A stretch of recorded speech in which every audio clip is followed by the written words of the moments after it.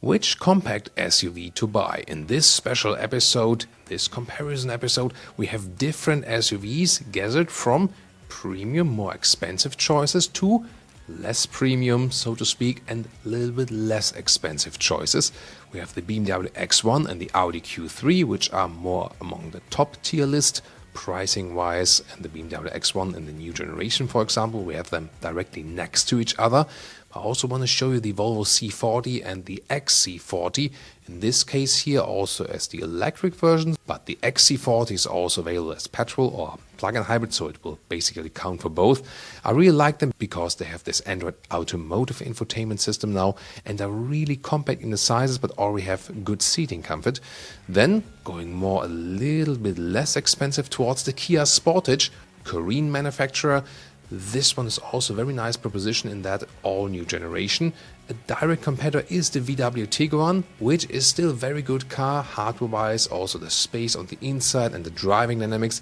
Yes, they have been lacking a little bit with the software development. That's a little bit of the downside there, but still a very good competitor. And then if you want to go more in the fuel-saving direction, and not the official premium brands, well, it's very interesting here with the new Toyota Corolla Cross. In Europe, it is basically marketed as an upmarket Toyota with a lot of equipment for not such a cheap price, whereas in the US it's rather sold also low trim and has very good price offerings. So it really depends on the market strategy of the different markets. And then also another wild card here for me is the Audi Q2, a little bit smaller even, and it's not being sold new, but that one is my used vehicle tip for today because it looks quite fancy on the outside, it's not too large and a very good city SUV actually. So this is kind of like my budget tip if you want to stay premium but not pay too high prices, not go all new. So enjoy all of these SUVs right now. Tell me later on which one is your favorite and why. Two of the most popular compact premium SUVs fight it out, the all-new BMW X1 against the Audi Q3 here on Autogefühl with Thomas for you in 4K, full screen and full length. Let's go with the all-new generation of the BMW X1. You can see here this really large double kidney here in the front, vertical fins, adaptive air intake and on demand. New headlamps here, these are also the adaptive LED lamps, nice modern signature, and this is also the M Sport model, so you have this sporty design kit in the lower part. Whereas with the Audi Q3 we have this typical Audi single frame grille, really large, three-dimensional Audi rings. They are more and more going away from that now. We will see that in the Q8 e-tron episode. Headlamps here, these are also the LED ones and a very modern styling. So this is not the all-new model then, but still has a quite modern appeal, definitely. This is, by the way, Navara blue. This color here, rather darker blue, but also very beautiful. Whereas we have a little bit brighter one. You could maybe move it also in the blue direction or maybe gray or something in between. Here it is called at the BMW Storm Bay Metallic. Turning indicators in the front, I think both cool, right? Here with a segmented look in the Audi and here also with the two spans here. I think both cool, isn't it? Which one do you like better? Side comparison, the length 4 meters 50 or 177 inches for the BMW X1 and the Q3 almost the same. It's just about 2 centimeters difference, so more or less the same length, very same segment.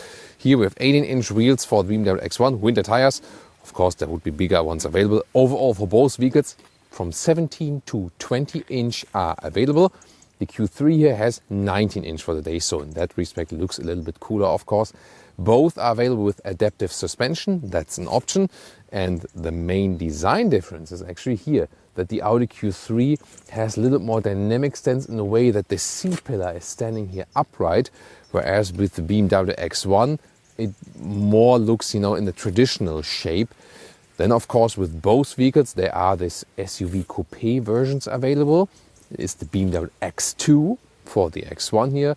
In the new generation there will also be soon a video here on Autogefühl if you stay subscribed. And for the Q3 it's the Q3 Sportback. We also have a separate video of that one on our channel. And as for the electric vehicle versions, there's the all-new BMW iX1. There's also a review of that on Autogefühl. And here with the Q3, the corresponding model would be the Q4 e-tron. Interesting is that that's a totally different platform for the Audi, but the same platform for the BMWs. Different technology approaches right there. And as for the all-wheel drive system, both platforms are front-wheel driven platforms.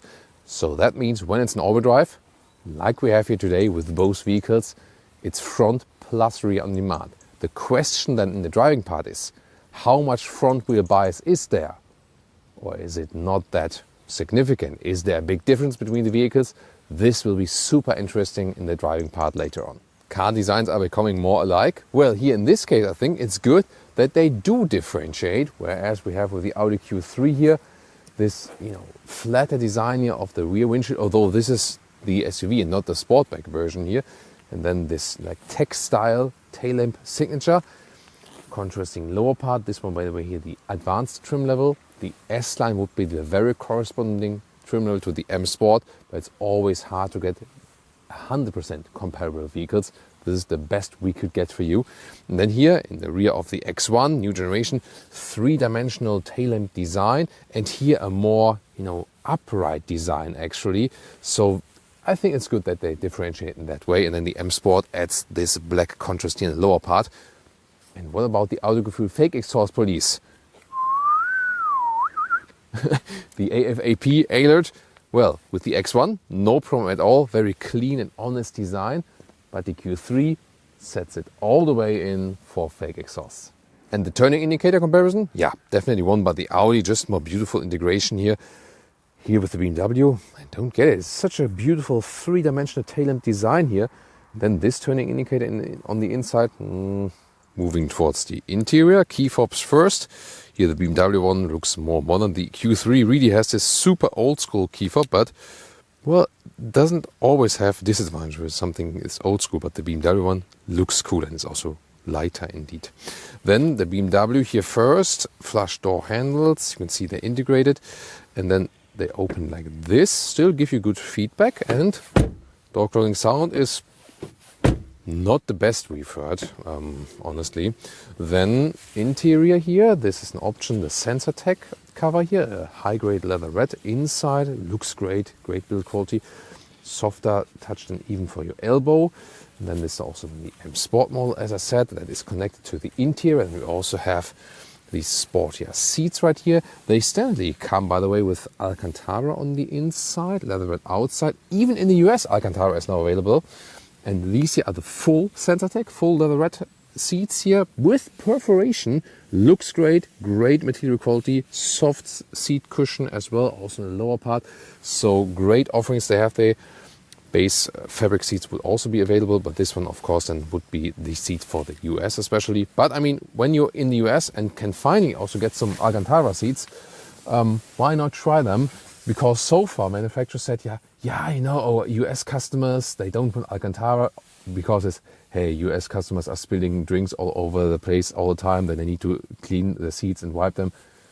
Why not offer Alcantara for the customer? I'm sure there are a lot of US customers who are very diligent with their vehicles, like you, because that's the reason also you're here on the channel. We are all car enthusiasts. So Alcantara for the US, finally, that's a great idea. Then seating position, super comfortable indeed, very soft, great quality, nice seating position, all SUV you need. Here we have a manual control of the steering wheel, up and down, in and out.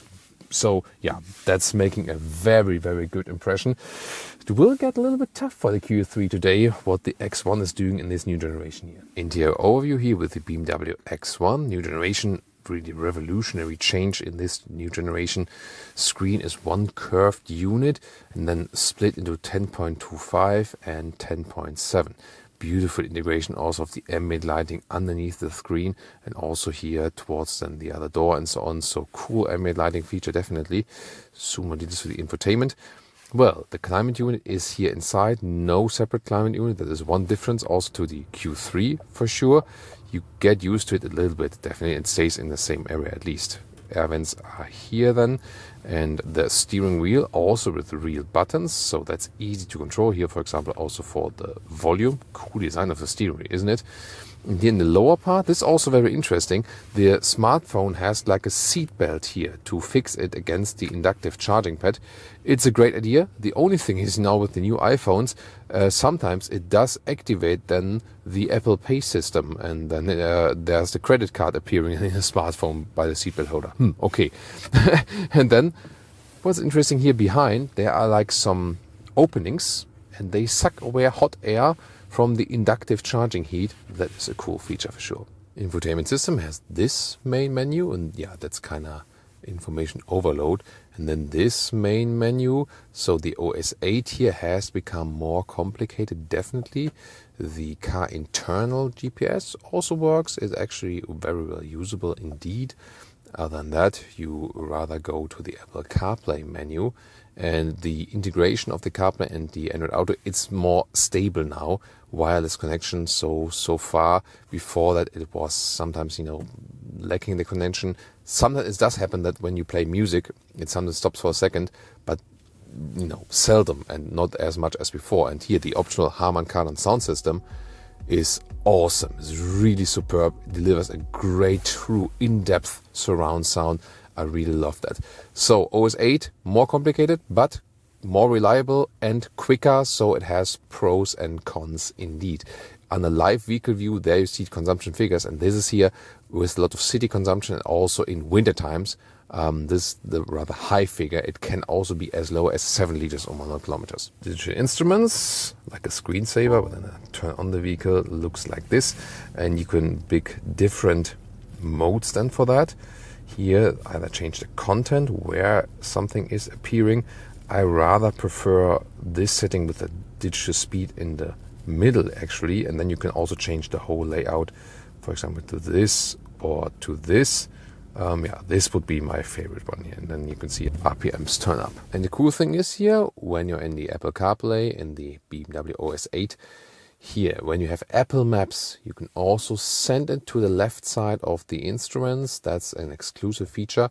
With Android Auto, it would also work then with the Google Maps. And here in the new X1, we also have a nice head-up display. Cup holders are sadly not adaptive, so bottles fly all over the place. And then here, 2 USB-C chargers. Here on this flying middle console, this is the My Mode selector where you can pick the driving modes. Good that we still have a normal volume jog. Really nice to have that.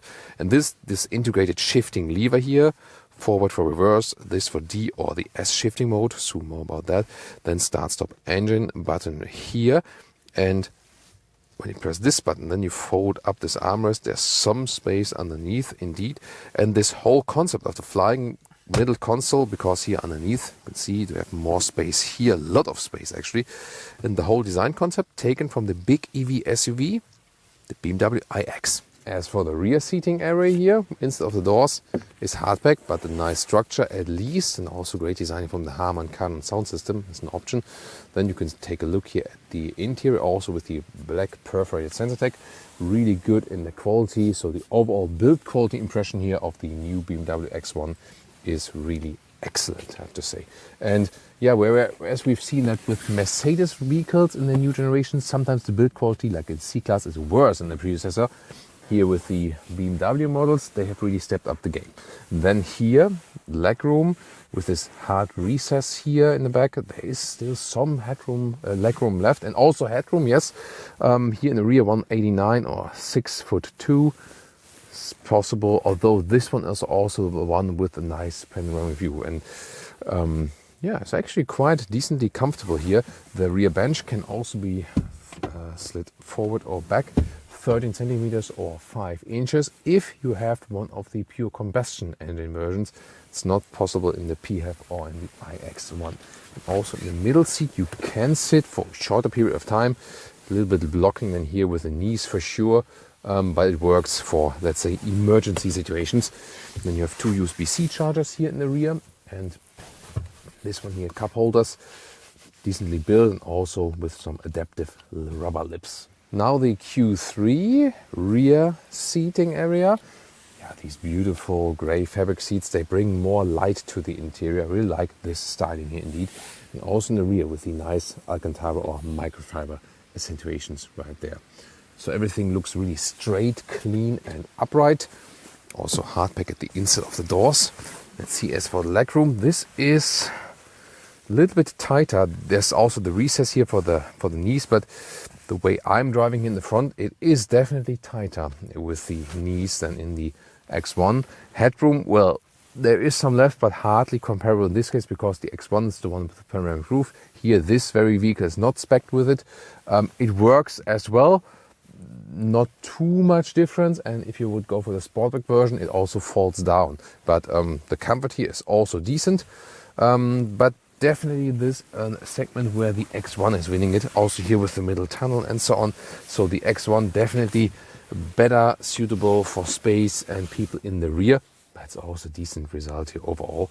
Then we have also two USB-C chargers here in the lower part. In the middle part, how's the comfort there? Yeah, he's also okay, and the same problem then with the knees on the inside. And the armrest here in the middle is also adaptive, good build quality. And here, well, they're a little bit smaller definitely, so depends on the drink size, if that's an advantage or disadvantage. Towards the interior of the Audi, here a classic door handle, so not flush, but both have, can be touched for real. So it's actually both fine, I think. Door closing sound, yeah, it's definitely better with the Audi here in this case. However, inside material of the door, this one you see a rather hard pack, was cooler with the Sensation cover in the BMW, but here is nice here with the microfiber cover of the inside of the doors here. And this is a very nice trim indeed, because look at that. Here, these grey fabric seats, they are really beautiful. So fabric is also available in the UK market, for example. And then we have, in this case, in here, microfiber at the outside. So a beautiful fabric, microfiber, leatherette mix. So also animal-free seats. And yeah, great styling here, and this brighter styling. Lower part here can also be made a little bit longer than for longer legs. And then the steering wheel here, this one is the non-sporty steering wheel, the base one, but looks actually quite clean as well. And real buttons here also on the steering wheel. That's also cool. Then about the seating position. This one, the one without panoramic roof, so it's not that well to compare with the headroom here. And of course we have more headroom with 189 or 6'2". Also a very nice and comfortable seating position. I feel I sit a little bit lower, so the X1 more gives me this SUV driving position, whereas the Q3 then in comparison more gives a crossover driving position. And then here steering wheel in and out, up and down, but both are comfortable. But seating wise, from the first impression, yeah, I think the X1 seats from the ergonomic deliver a little bit more, and that's quite rare. So most of the time when we compare BMW and Audi, especially in sedans, for example, then Audi were always better as for the ergonomics. But here, one of the very first and rare cases where the BMW seats were actually make a better impression. Yeah, that's quite astonishing. Very interesting, by the way, here these door handles from the inside are kind of like upside down than you used to. But I think it's a good solution because when you grab them, this is actually more intuitive in that way than the other way around. So I think well played, Audi. Interior cockpit overview of the Audi, also very clean, a very timeless layout, I think. It would usually start with 10.25 inch on the left, but this is the optional 12.3 inch virtual cockpit, so a bigger one then. And here it would also start 8.8 smaller, and this is then the 10.1 inch in comparison to the X1. The instruments are larger in the Audi, but the infotainment system is larger in the BMW. Interesting, isn't it? Zoom more details to that. Here, microfiber cover on top of that. That's a beautiful solution here. Quattro batching. Top part here is somewhat soft touch.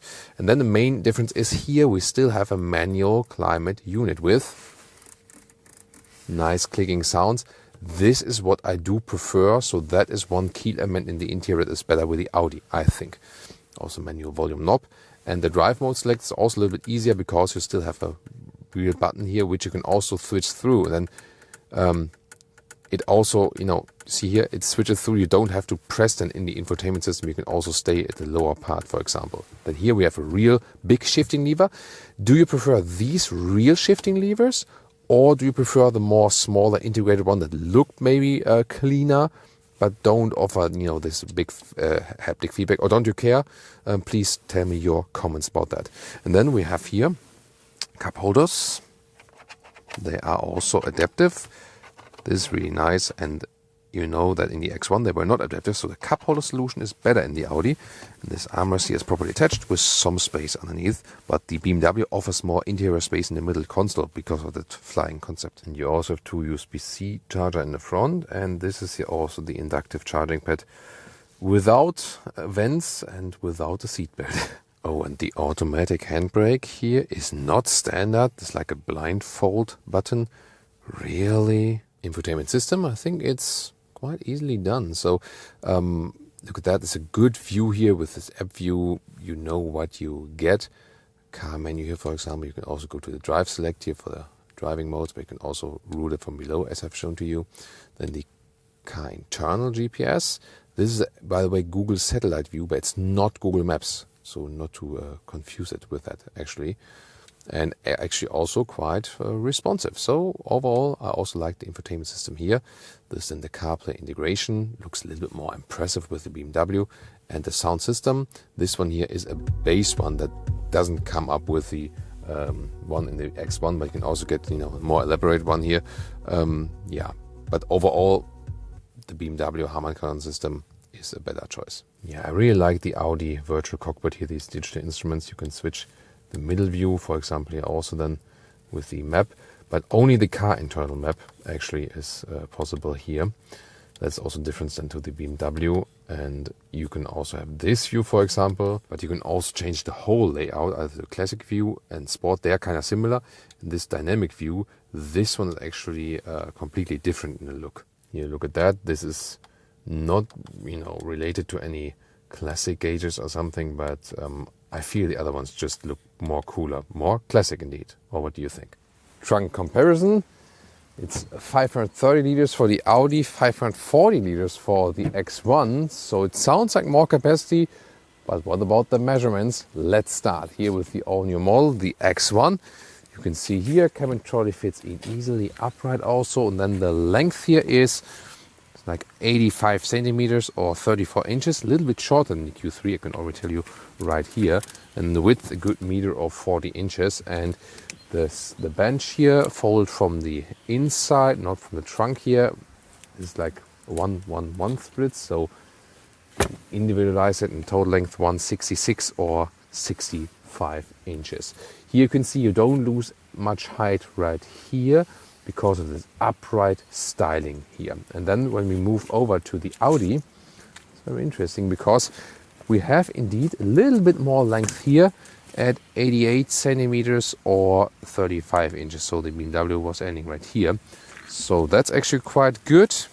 Width is also about a meter or 40 inches. But the thing is that because it's kind of like chopped off here, this is where we lose the liter figure then in comparison to the BMW. And the length, let's see, to the seat as I would be driving. Is that comparable? A little bit longer than 186 or 66 inches. And here this seems to be like a 2/3, 1/3 split, but you can see here the middle part can also be folded down individually here in the Audi as well. Engines, will start with a very interesting fact about the engine bay. Here with the BMW X1, there is this rubber lip here in the lower part, and it goes all the way around right here. And then when the hood is closed, everything stays super clean inside. Look at that. This has been driven in winter here now. Wow, really amazing. And here also on the top part, look at that. Another one. So the engine is super well protected against dust and mud and so on. And we really had an effort cleaning this engine bay of the Audi, because there's nothing, like this there. Just here at the top part, this one, and then here you can have this lip here, but it's a smaller one, and then the sides here stay open, and that is actually causing then more mud and everything in the engine bay. Yeah, curious fact, definitely. As for the engine lineup, 2-liter diesel for both, 4-cylinder, and then 1.5 or 2-liter petrol engines, whereas the 1.5 is a 3-cylinder with the BMW.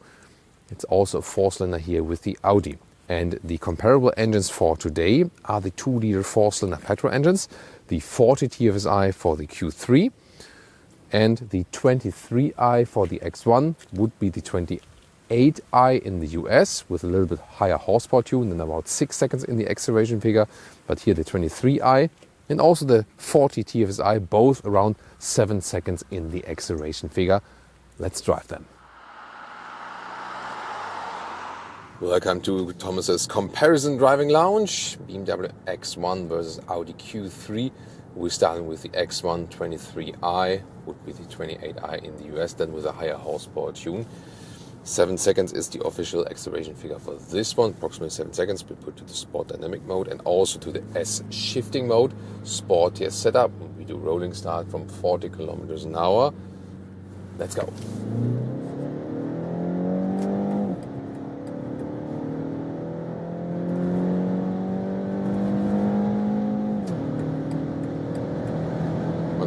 Was through.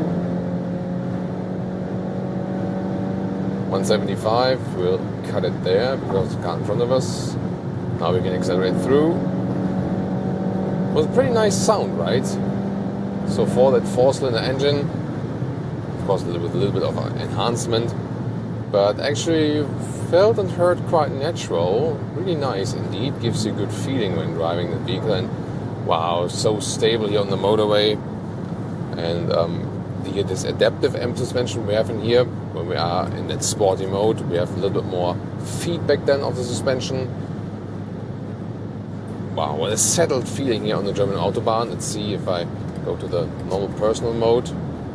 Yeah, suspension is a little bit more forgiving. It's a good setup, but at the same time it's not like shaking up too much or anything. Very nice lane changes. Whoa, and the turning indicators are so much fun, you know, either with this tipping, or you can also really hammer them in like bam. And do you hear that? Bam. Bam. There's no one behind me, so I'm not confusing anyone here at the moment. Wow.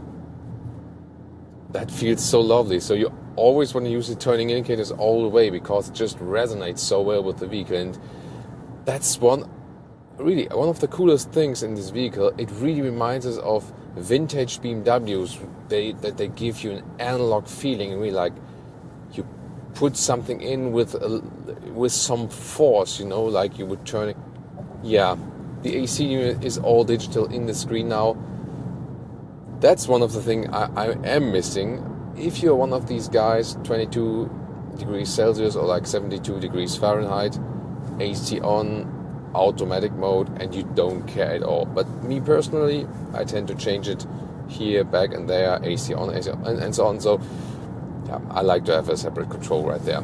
The S shifting mode, by the way, is controlling how far the RPMs are turned up. I can also leave it in normal D driving mode, and then I can always at any time use the pin down. There's also something coming, but there is a difference. For example, when I'm in the S shifting mode, the car is already usually a gear lower or something, and the gears are turned higher. And what you can also do is use the shifting pedals here, shift down manual or up manual, and hold it to go back then. And interesting, especially when you're in this D mode, when you press and hold the left pedal, you get in the sports boost mode, and when you hold it a little bit longer, yeah, anyway, I have about 10 seconds in that sport boost mode, but yeah, it doesn't really make a large difference. Yeah, not really. The engine feels quick enough. Yes, I would go for the 2-liter 4-cylinder engine if possible on your market. You know that UK markets always are a little bit limited as for the BMW choices they are offering there. That's a pity, definitely. In the US, you don't have another choice anyway then, and also get this higher horsepower tune, which isn't bad at all because it gives you a second quicker in acceleration, definitely. So when you think about buying vehicles, try to get high displacement, low horsepower, so the engine is not under stress. So this downsizing hasn't been... Oh, there's an interesting styling for that Golf. 5? Yeah. Was it 5 or 6? 5, right. Wow. Yeah, that was an interesting first motorway sequence. The second one is to follow right now. Cool thing about this vehicle is really when I'm here, like in a city situation, stuck in traffic or something, then it feels small enough, and there is no limit as for the sides and so on. You get through narrow areas and so on. But at the same time, it also feels at home on the German Autobahn, on the motorway. this is the thing about the BMW X1. It can do everything. It is a good compromise of everything, actually. It has a very, right-sized approach. Steering wheel, by the way, you know that from recent BMW steering feelings, I expect that it would be a little bit more natural. It's not bad at all or something. It also feels sporty and crisp in a way, but not that naturally progressive, So here at lower speeds, it's actually quite okay. Let's see also if there is difference in the driving mode. That's the personal mode, Once again, the sport mode. Should be. Now people behind me are starting to wonder if I'm drunk. A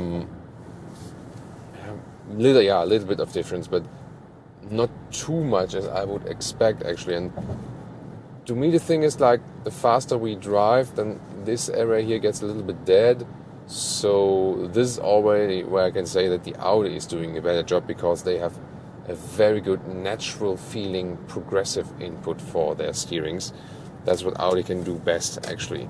Suspension-wise, the adaptive M suspension is doing a great job. 18-inch winter tires on, so they are also giving me a softer experience. And yeah, it's a very, very good suspension, definitely. And it gives you, once again, both sportiness and also comfort. And here the ambient lighting for such a rather small vehicle segment, compact to premium SUVs, lovely ambient lighting. You can see that here in the tunnel. That is indeed awesome. And you don't always have to go in the dynamic mode. It also takes time to switch. For example, you can just use the S shifting mode. So when I accelerate out, then I also have good acceleration. See it here, and 150 already. And I think that is rather the use case, because these personal modes, especially because you have to switch them in the screen, then activate it with the button and switch them in the screen. A little bit too complicated to do it while driving, I think. So rather use the S shifting mode when you want a little bit more boost, or stay in a normal D driving mode and then use the shifting pedals yourself or something. So that would also be an approach. Noise insulation also good here, so reasonable noise insulation at higher speeds. And I'm really astonished how settled and planted this vehicle feels here on the road, even at higher speeds. Gives you so much confidence and control. It's just a lovely ride. Absolutely right size here also for this M steering wheel. It's a great driving experience, and I can tell you it will be tough for the Audi. Here in this new generation, they refined this car even more, and although it's a front-wheel driven platform, you don't feel much front-wheel bias. That was also another important point I wanted to make. Even though in the acceleration, this one here being the X-Drive version, then you have front plus rear drive on demand. There are also in Europe, for example, versions available without the X-Drive. And it's actually not too bad. Of course, a rear-wheel driven BMW is always something really special and emotional, and giving the agility out of the corners. However, here the advantage is it's a rather light platform, and that means that it has good dynamic handling in the corners. Not necessarily when accelerating out, but just like here, for example, now 9 degrees right turn, it just feels lovely. And when I accelerate out, with this X-Drive here, it's getting quite spontaneous power also to the rear axle, and there's not a notable front wheel bias or something. I think that's something they managed very well. This is also something I'm really looking forward if this is different than any Audi, because there the compact platform follows the same principle and also basically has front wheel bias, but do we feel that a little bit more in the Audi? That will be very exciting indeed. As for assistance systems, of course they're mainly used for the motorway. You can have here the assisted driving, but I sometimes in these vehicle tests here tend to test them also on the countryside road, because it is even tougher for the car to do that. The Autobahn, very straight lines and so on.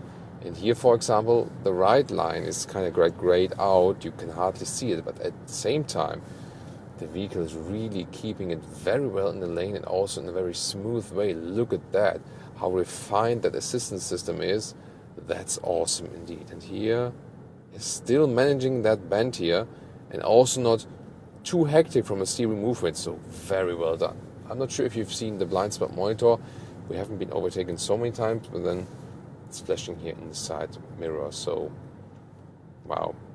I mean, besides that the steering could give you a little bit more feeling, it's not as bad as in the 3 Series, by the way. So all the BMW SUVs actually have better steering feeling than the 3 Series. Sadly, we have to say, wow, now the sun is really blinding here. Yeah, so overall, I can easily live with that steering here. Again, maybe in an update, they will listen to my feedback. I already told you once before in an X1 review that the intention behind that was actually that the car feels even quicker and more agile when the steering is light. That's what the engineer told me. That was they did that intentionally. And I said hey, isn't a BMW customer more appreciating this natural steering input? I mean, it doesn't have to be super hard to steer. Audi shows how that works, not hard to steer, at the same time giving you a direct, sporty, natural input. So it is actually possible. Yeah, but maybe BMW can also, because that's actually all software tuned then nowadays as well, as most things are actually software tuned. But hardware-wise, from driving this vehicle, wow, this is already super convincing here in the overall segment. It's really so much fun to drive it, and you're not driving the most expensive one, not the biggest one of the BMW lineup, not the biggest one of the SUV lineup. It already gives you so much, actually. Still not cheap at all, of course. Then the question is, one of our toughest tests here, hunting this one here up the narrow bands. Here we go, once again in the sport mode and the S shifting mode. Let's see about that. And also, is there any front wheel bias now in these tight corners? This will be very exciting. Yeah, it is fun to steer, definitely. Yeah, very well done. No slip or something. Of course, here in the woods it's always a little bit more moist than on the tarmac. Let's see now how far I have to turn the steering in. Wow, wow. Amazing indeed. So much grip and confidence, and I can't believe that. That doesn't feel front wheel biased at all. This drives on rails. What the? Amazing. And yeah, it is a lot of fun to steer still, you know. So this criticism about more natural feeling it's okay, you know. It could be a little bit better, but just on a very high level, you know. This is so amazing handling wise. Does the Audi Q3 have anything against it? Let's see. Alright, now to the Audi Q3. You go to the S shifting mode and the dynamic mode. And also do an acceleration onto the motorway. Let's see. From 50 here.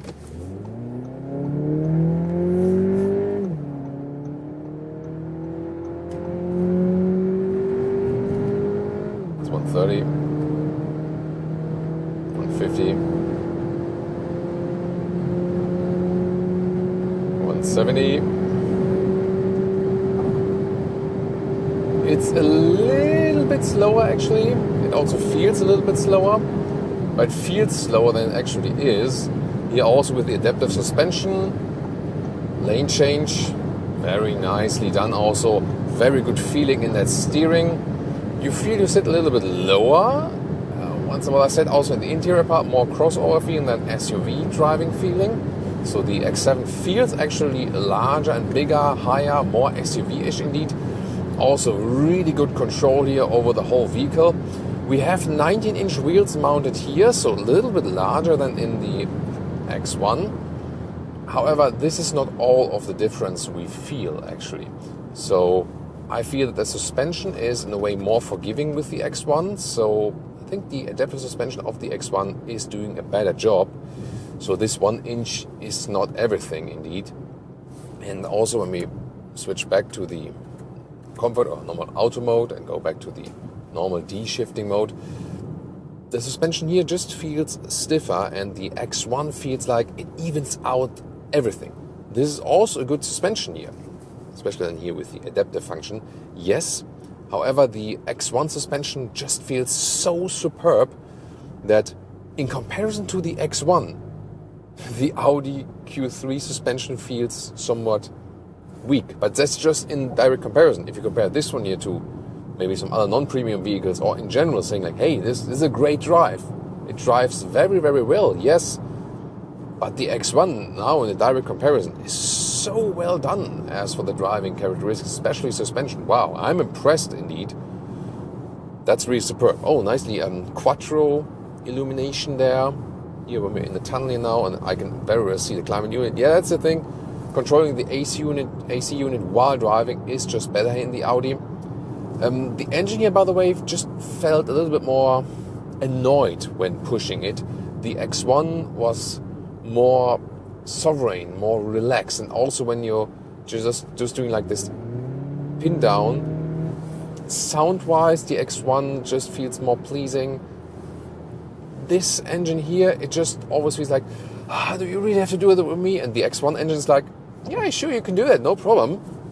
Although they are not so different in power. Yes, the BMW has a little bit more horsepower, but then again, the acceleration figures also don't differ that much. It's the same displacement figure, same cylinder count, and so on. So yeah, the BMW engine just seems better tuned and overall better as for the setup and also as for the transmission.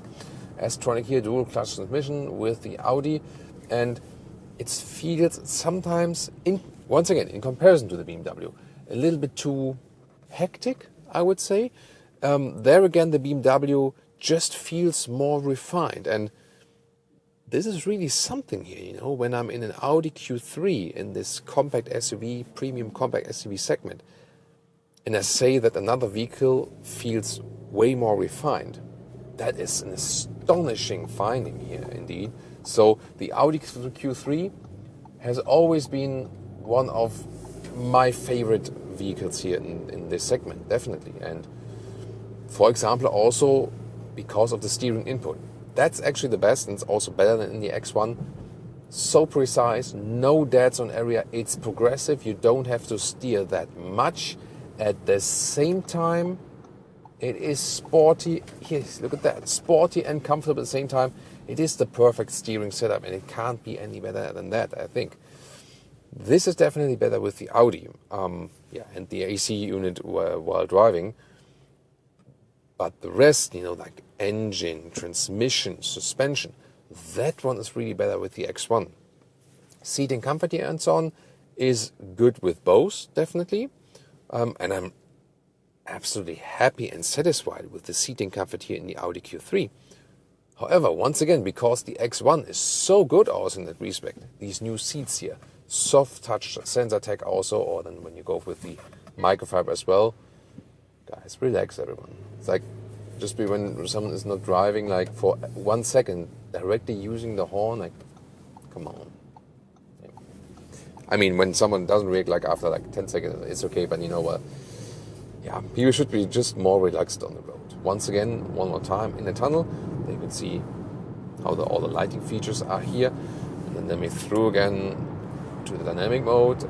Then it also automatically changes here to the S shifting mode. It's really cool. And I also have these sport gauges here. I really like them. Yeah, it just gives such a good control of the vehicle. So the steering is really, steering wise, I would always go then here for the Audi. But the rest is really leaning towards the BMW at this moment. So let me do one more acceleration here when we're already at speed. And let's see. And I also, okay, the Spence is going first. You better drive it fast. One more time, 92.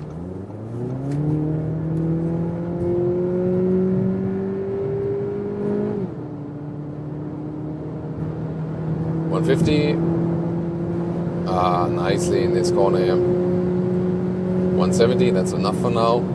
Yeah, it feels really settled on the road as well, but wow. I wouldn't have imagined how big the difference is from the BMW suspension to the Audi one. Once again, the Audi suspension is good, but I really have to say, never had such a superb suspension here in a compact premium SUV like with the BMW X1. I really wouldn't have imagined that the X1 is so much better in driving. Besides maybe the steering, where the Audi leads a little bit. yeah, super astonishing. But I mean, both vehicles are very suitable. I feel the BMW X1 was also a little bit more silent here in the motorway. Or what do you guys think? Yeah, I think here I have to raise my voice a little bit higher when driving at high speeds. So the BMW in this case then seems more silent, and that also fits to the overall picture. I mean, yes, the Audi Q3 is a little bit older here in this comparison, but still, that is not the crucial thing, you know. Recently we had Mercedes C-Class with Audi A4, and there I went for the Audi A4 because of the easier user interface, just more connected feeling to the car. Although the C-Class has a lot of technology features to offer, so sometimes the older car can be still the better one because it still does something better, you know, and it's maybe more, you know, in an evolutionary sense more evolved. Indeed, yeah, but here the X1 wins the Autobahn. But let's see, what about countryside driving here and the fast corners? And also, what about the front rear bias here? We can find out more about that in these tight corners then.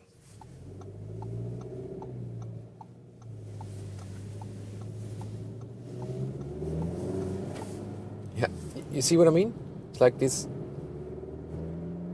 And sometimes the shifting up is like, in the X1 everything is smoother actually, also while shifting and so on. Again, not that it would be bad here or something, but the X1 is just smooth in this respect there. So, I mean, exterior wise, you can really, personal preference, interior wise, has some advantages here. Both are really nice in interior, and seats are also really great. What I really like about the X1 is also that you have this true SUV seating position. Here, it's also good, yes, but it doesn't feel that much SUV, you know, like the X1. Here now, assistance systems, put it here on the same road, cruise control, adaptive one, and then also with active lane keeping assist.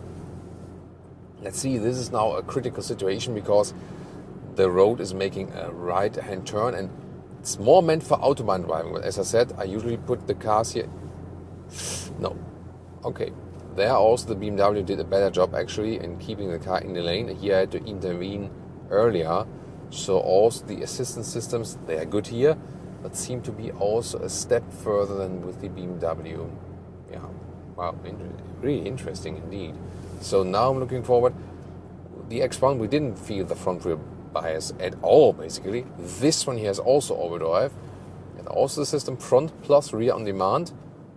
How do we feel that then in the tight corners? So one more time, dynamic mode here, and also the shifting mode that is activated by that. Tight corners, housed with the front rear bias, also with the suspension, it's here a little bit rougher. Yeah, wow, it's way rougher, the suspension. Yes, size of the tires is a little bit wide here, but that's not all, as I said. And then here, out of the corners, yeah, that's incredible, right? A little bit of wheel spin in the front, and indeed more understeering. Can't believe that the difference is so large. Wouldn't have expected that. But here, steering is really good. But I don't. You feel, you know, really very well in control in general, you know. But considering, and also here then now transmission and engine performance, the X1 drove here up so extremely smooth on rails, and the Q3 here also did a great job. But it was so much better in the X1. Also so astonishing. And once again, this is talking on a high level here. The Q3 does it in a very nice way and so on, you know. But here also then the engine, it just feels a little bit more stressed once again. You know what I mean? And going back to the normal auto driving mode here. Yeah, this is really something. So I was thinking at first, yes, I liked the X1 from the beginning, but I thought that, you know, like the classic AC layout and the great steering would actually tend me towards the Q3. But driving-wise now, this goes clearly to the X1 indeed. But what about the overall result? Because we also have to take pricing into account. Which one would I take home?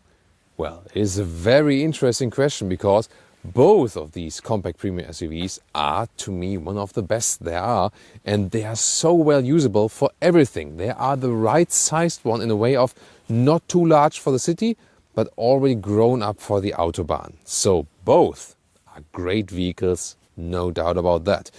And I really like the Audi Q3. I mean, exterior-wise, it's more a question of, matter of preference. I think both are very nice in the styling. I like the X1 from the front a little bit more. In the side profile, in the rear, I like the Audi a little bit more. So overall, I would take both as for the exterior styling, no doubt about that.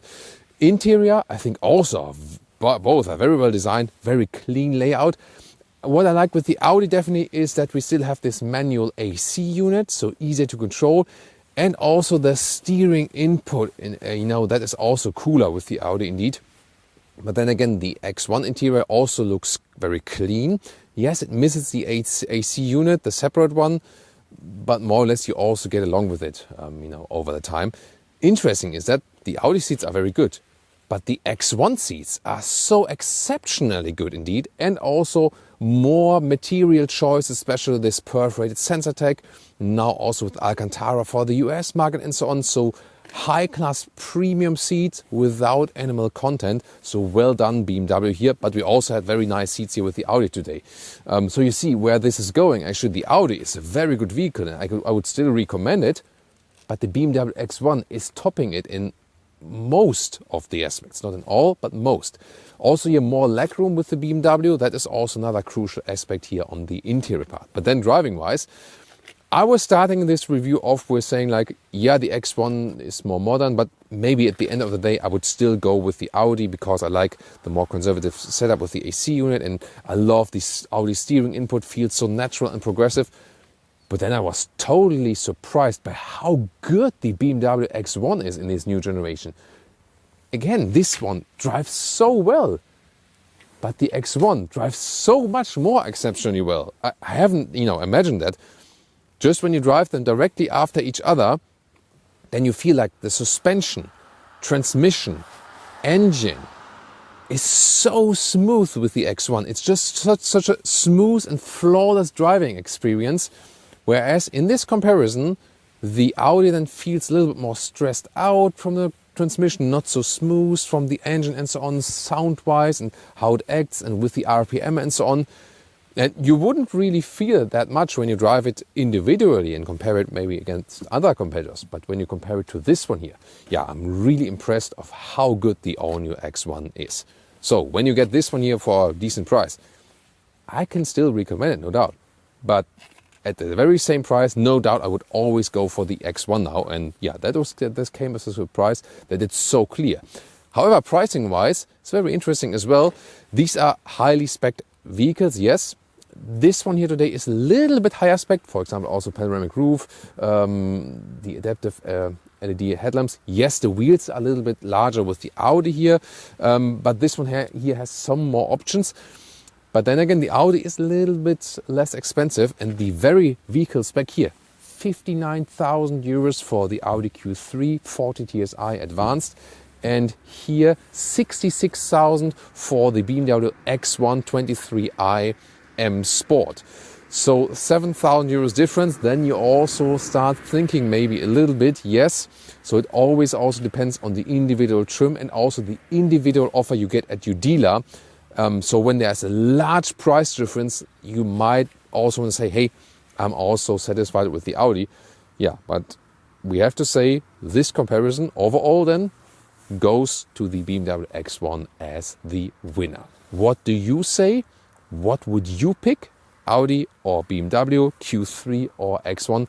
Tell me in the comments, join in discussion. And now there's something very interesting happened road-wise, because we're in, as I said, in Hamburg here today, and the so-called Zürichstraße is actually Europe's only one-way road which has a special feature, and it switches the direction of the one-way depending on the time. Here once again the sign says, are we wrong? We are right, right? We are right? 12 to 4. Yeah, 12 to 4 is like, it's closed. So it's like in half an hour we're not allowed to drive here, right? So now it's like 11:15. Okay, welcome to Germany. We have a nice set of vehicles here for you today with an interesting comparison of the Volvo XC40 versus Volvo C40. Volvo's compact SUV EVs. And not only the comparison between these, but also front-wheel drive versus all-wheel drive, low trim versus high trim, small battery versus big battery. All of that to come here on Autogefühl with Thomas. Let's start with the XC40 in the front. The EV version has the closed front grille in the striking red color. But soon, with the model year upgrade to come, it will look the very same like the C40 from the front. So both models will not be differentiated by the front design anymore soon. You can see here this design is even cleaner and will also define future Volvo models to come. The C40 is only available as the all-electric version. The lights, you can see here the Thor's Hammer LED signature, and these here also the so-called pixel LED lights. This is a matrix option that is to come for the XC40 soon as well. 4.43 meters or 174 inches is the length, both the same. The difference is indeed here the roof line. The XC40 continues it in a typical SUV shape, whereas the C40 falls down, looks a little bit sexier definitely, and this is indeed also better as for the wind efficiency, for the resistance. Yeah, but it's not that it would be a huge range difference as for that. But definitely, and also here in that white color here, the C40 really looks striking, doesn't it? Wheels, by the way, further down below. In the US and UK, you always get the 20-inch. In Germany, we could also get 19-inch. You know, yeah, we Germans, we like to do understatement from time to time. Maybe you've seen it here. They use disc brakes also in the rear. We've recently seen EVs with drum brakes in the rear a lot of the time. Here, these are the 19-inch wheels. There you can see the difference. 19 here and 20 on the other one, of course, look a little bit more impressive. However, comfort-wise, always try to go for the smallest ones. In the rear, it's interesting to play with these light signatures here, the vertical one in the XC40, and since you have here this rather flat window, they had to do something differently here, and they wanted to create the longest LED strip in the Volvo ever. But then again, this piece wasn't available all, you know, as one, so they had to make a cut here, and then there is this gap.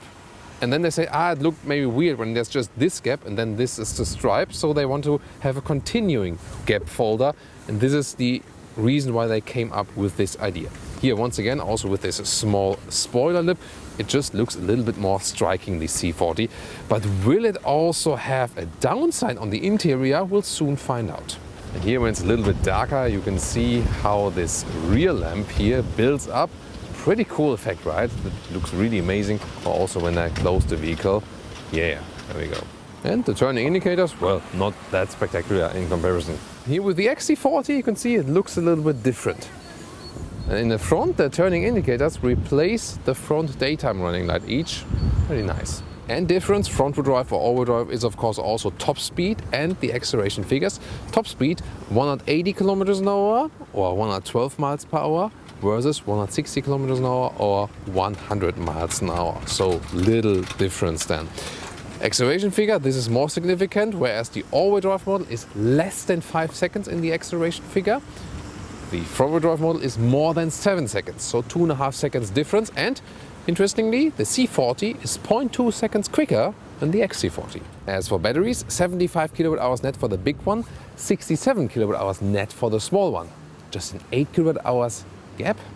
That's actually a pretty small gap, but then again, since with the small battery I get the front wheel drive and with the big battery the all-wheel drive, 2 electric motors, there is then a price difference of 7,500 euros, and then it might be a budgetary wise decision to go for the smaller one. Well, range-wise, it's very interesting. On the one hand, you have less capacity of the battery, but then again, 1 electric motor only is more efficient in the driving, and the maximum range estimate, well, we've tested these vehicles in summertime already, maximum 400 kilometers or 250 miles in good conditions. Here now with very low temperatures, rather than something 350 kilometers, 220 miles, but we'll see how it goes today. Front-wheel drive, small battery versus all-wheel drive, big battery. Later on then, our concise figures for today. Charging, 11 kilowatt AC, 150 kilowatt max DC, but the charging curve does fall quite quickly. So you are at about 37 minutes when you charge from 10 to 80% state of charge. Well, and is there a frunk? Yes, there is. Here, for example, with a spot for the charging cable. as for the trunk or boot comparison, 419 liters versus 413. So here 6 liters more, but the reason is they are measuring that below this cover always. So below the cover there's hardly any difference, and you can see you can very well fit your luggage in here. This is a separate splitter. Here you can have your charging cable here, or you can also put this one up. I can show that the other vehicle is a very practical thing. So you see the normal impression is actually quite the same, because here with C40, let's open that, the only thing you lose here besides the 6 liter is the area up here, because even this area here has the same height. It's just the area up there that you lose a little bit. The normal length here is 90 centimeters or 35 inches. The total length is at 1 meters 70 or 66 inches, around that. And here I can also show you what I meant with putting this one up. For example, when you want to put a backpack upright in here, this is a practical splitting solution. Car key and door closing sound. Very solid, like that. Now we show you the low trim level first. You can get it both for the XC40 and also in future for the C40. But here also in low trim level you have soft touch here, that's quite cool. Then you can get a dark felt here, and they also use a lot of recycling share in this vehicle already, so really making it more sustainable for the whole journey basically. And in the low trim level you start with the plain black fabric seats, but they are also very breathable in summertime. That is the advantage of them, and it's just, you know, rather simple, and you can also try to keep the price down a little bit more. And then here, some things I want to show you. First of all, you can also get a blue felt inside here, so if you want it a little bit more colorful. The orange is gladly gone now, and the C40 already comes here with this, you know, structured elements right there. It's also backlit, pretty cool. And here in the higher trim, you can also go for these different bolsters. So this is called Microtech, so it's a leatherette. It feels really soft and really premium, but it's animal free completely. And also here the inside is then covered with microfiber. With the product upgrades, you will also be able to select a full Microtech seat. So this material here all over the seat if you want to wipe it clean easier. And also a rather bright seat, but then with wool share. So now directly hop from one seat to another. And yeah, the surface here with the microfiber where I'm sitting on it now, when you feel it with your hands, it's of course more sophisticated, more premium. And then the leatherette has a cool, clean look and so on. But to me, you know, it's rather about looks, because when you sit on the seat, there is not much comfort difference. So it's more about, you know, look and feel and so on. And I would say in wintertime, the microfiber might be a little bit cozier. In summertime, the fabric might be a little bit, you know, more breathable. So I would say when you want to spend the money and you're living in a rather cold climate and you like this cool, you know, sophisticated thing, then you go for the microfiber. Other than that, you can also stay with the fabric. And here in the rear, also soft touch at the inside of the door. So the build quality we see here, I'm really satisfied with that. And once again, this Microtech, this leatherette material they have here, it has a very, very interesting surface. Yeah, it's really fun to cuddle it a little bit.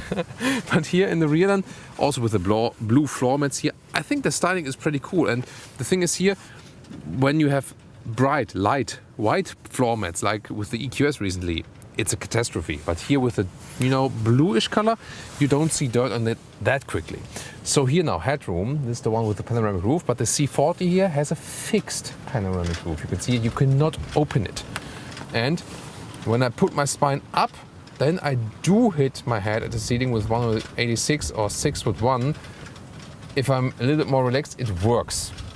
So that's the only catch with the C40, you lose a little bit of headroom. Here, as for the knee room, when I'm with a tall driver in the front, it does exactly fit. It's not the longest vehicle. It's not a purpose-built EV platform yet.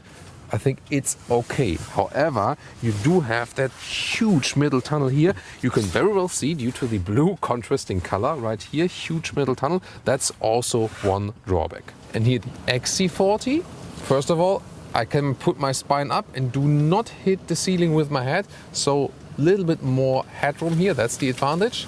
So when you have Michael Jordan kids in the rear, better go for the XC40. If you want cool looks on the outside, no kids, then the C40 it is. And here, also difference, you have the panoramic roof, which you can also open. It doesn't look that cool then, because you have that split bar in here, but then you can also open it and leave some fresh air in, and you also have then the cover for really hot summer days. Well, and fun fact, I want to show you how to close the panoramic roof cover now, or maybe how to open it here, but I'm sitting here in the rear now. But then again, here in the front, I cannot control anything because the car has this sensor in the seat if a driver is present. So that I can activate the car, I now do this. I activate the sensor now, and then I can open the roof or close the cover and so on. So this way here, open the panoramic roof like this. There's this strange slider here in the front, by the way. So this is more complicated than with real buttons. Hashtag capacitive BS. So in this way, then you slide forward. Then there, we have no feeling for it. But then here with this shade. But it's very interesting with the sensor. So obviously, it just needs like one presence. Ah, there's the driver present. Clean Scandinavian layout for the cockpit. Soft touch here. And then you have these, these structured inlets here, very beautiful. 9-inch vertical screen. We know it from older Volvos, but there's of course the different software here at the moment with the 360-degree view.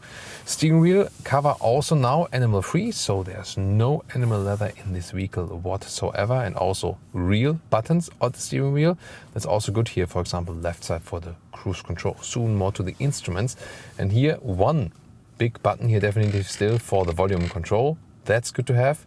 Temperature control, however, you have to do then here in the screen or use the voice input.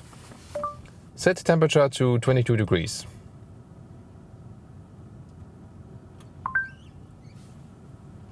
Okay, changing the temperature to 22 degrees. That took a while, and is also proof of concept that I think you should still have manual climate knobs. Lower console, either USB-C charger or inductive charging pad underneath. Oh, they're schmoozy.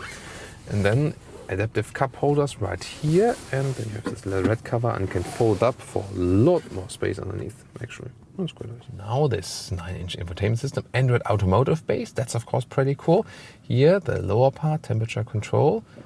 So yeah, not too easy to control, very small also. Here, heated seats, heated steering wheel.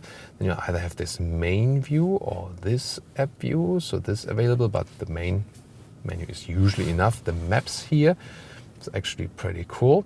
So very responsive, really fast, and you can always use the good voice activation. Mercedes, Audi and BMW have paid billions for their infotainment systems, and they're worse than this. And Volvo just says, excuse me, Mr. Google, can you do me the infotainment system?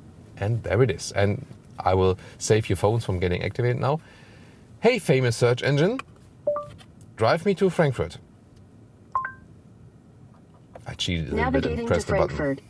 So that went pretty quick. And when you want the optimum charging stops on the route, you hit it here, add charging stops, and then you have the suggestions like when should you charge on the route. This is of course a very long route than here for an electric vehicle with the range like this. So responsive, good map guidance, great voice input. That's all you need. Hey, but what about Apple CarPlay or Android Auto, the smartphone connectivity? Android Auto, they say, well, it's an Android system, you don't need it. And Apple CarPlay is to come, but we don't know yet where. It's been due for a long time. Here the instruments, very clear to read. I like them. You can either have them like this, simplified, or then the map full screen. That's pretty cool. The only thing I don't like is you only have battery state of charge here on the lower end and never kilometers or miles, unless you go on very, very low battery status, then it switches. But you cannot switch it yourself, and I think that's a mistake. By the way, here sound system by Harman Kardon is an optional one and has to me a very rich, true sound. I also like the Harman Kardon sound systems in the BMWs, and at Mercedes, of course, the Burmester sound system. So at the moment, these two are to me among the best. Yeah, beautiful.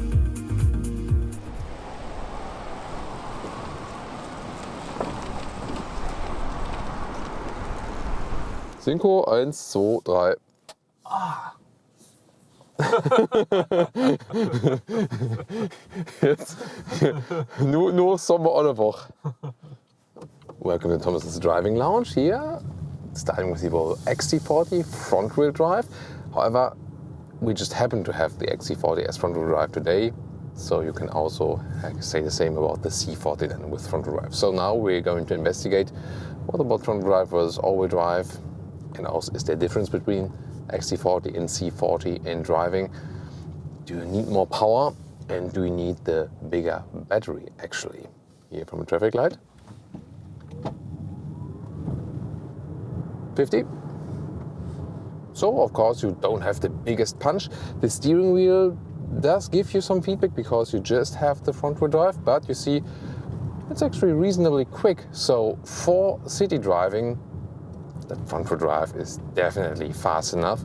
We'll soon also head out to the motorway and see if there is then something like, we need more power or something. But for city driving, definitely more than enough. In general about this vehicle, it feels great as a city vehicle, low center of gravity because of the battery pack.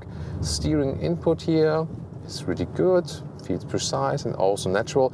Here I have a map guidance set at the moment, settled screen, and I also have it full screen here on the instruments, so very well to read, and of course the Google Maps guidance is really good. Oh, there's a squirrel across the road, therefore we always need to pay attention to the road, of course, and not always look at the camera.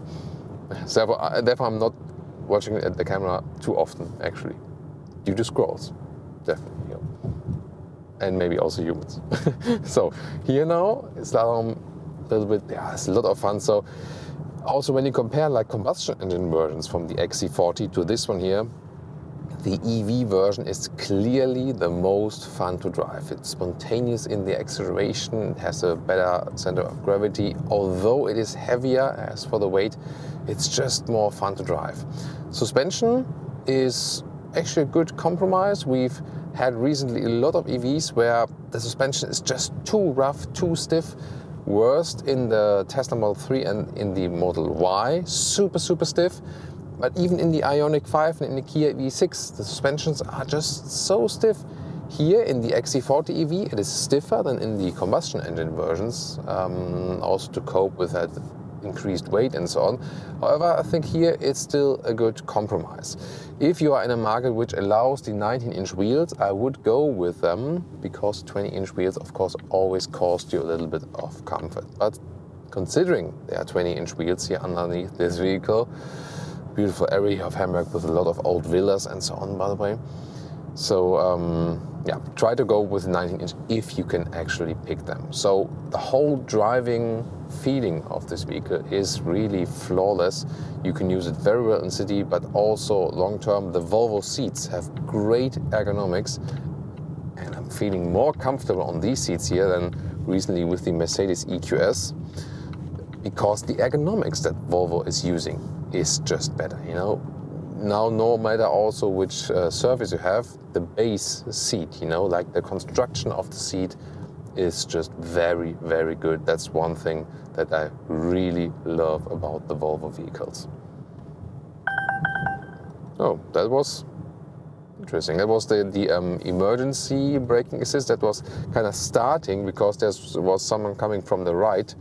I did feel something, like a warning in the steering also, but didn't really start to brake fully. But yeah, they have packed it all full of assistance systems, definitely. You also have the cruise control right here, either set as a speed limiter or a cruise control, and then also depending on the trim level.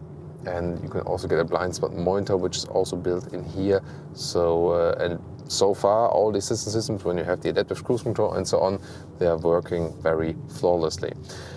And now there's something very interesting happened road-wise, because we're, as I said, in Hamburg here today, and the so-called Zürichstraße is actually Europe's only one-way road which has a special feature, and it switches the direction of the one-way depending on the time.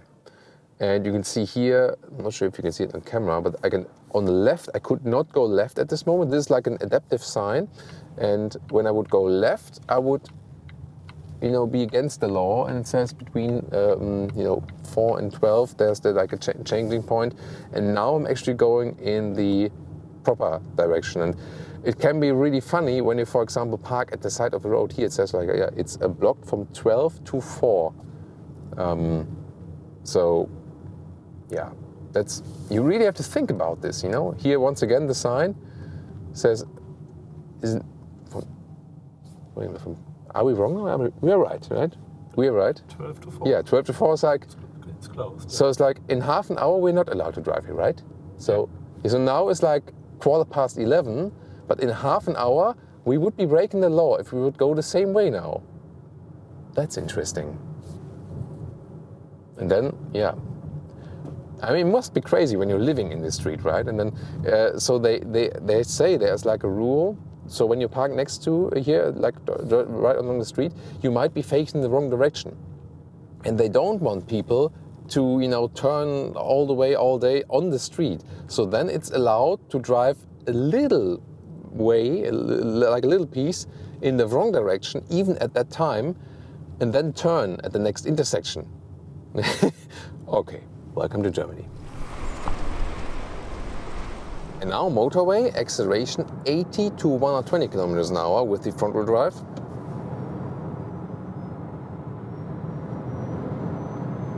Oh, that's it. Still reasonable, still a nice punch. And then it would start to get, you know, a little bit slower. It's very windy outside today, therefore maybe like, you know, there's a lot of wind noise, more than usually would be. Noise insulation in general is actually quite decent in this vehicle, just at really, really high speeds, but it's also not meant to be, you know. Here at 120 kilometers an hour, this is here like a current electric. You got that? A current electric consumption? Yes, thank you so much. Here, it's funny, okay, yeah. Here we have around 35 kilowatt hours per 100 kilometers. So you see here on motorway, consumption goes up quite quickly. In general, in city traffic so far, we're more at, you know, less than 20 kilowatt hours per 100 kilometers. But we see here, also due to the building form of the vehicle, it's not that aerodynamic. Indeed, motorway electric consumption is somewhat of a problem, and that would mean that the range significantly drops then at these speeds. But with a mix of city traffic and some motorway at different speeds, we end up here at the moment at some 22 kilowatt hours on 100 kilometers.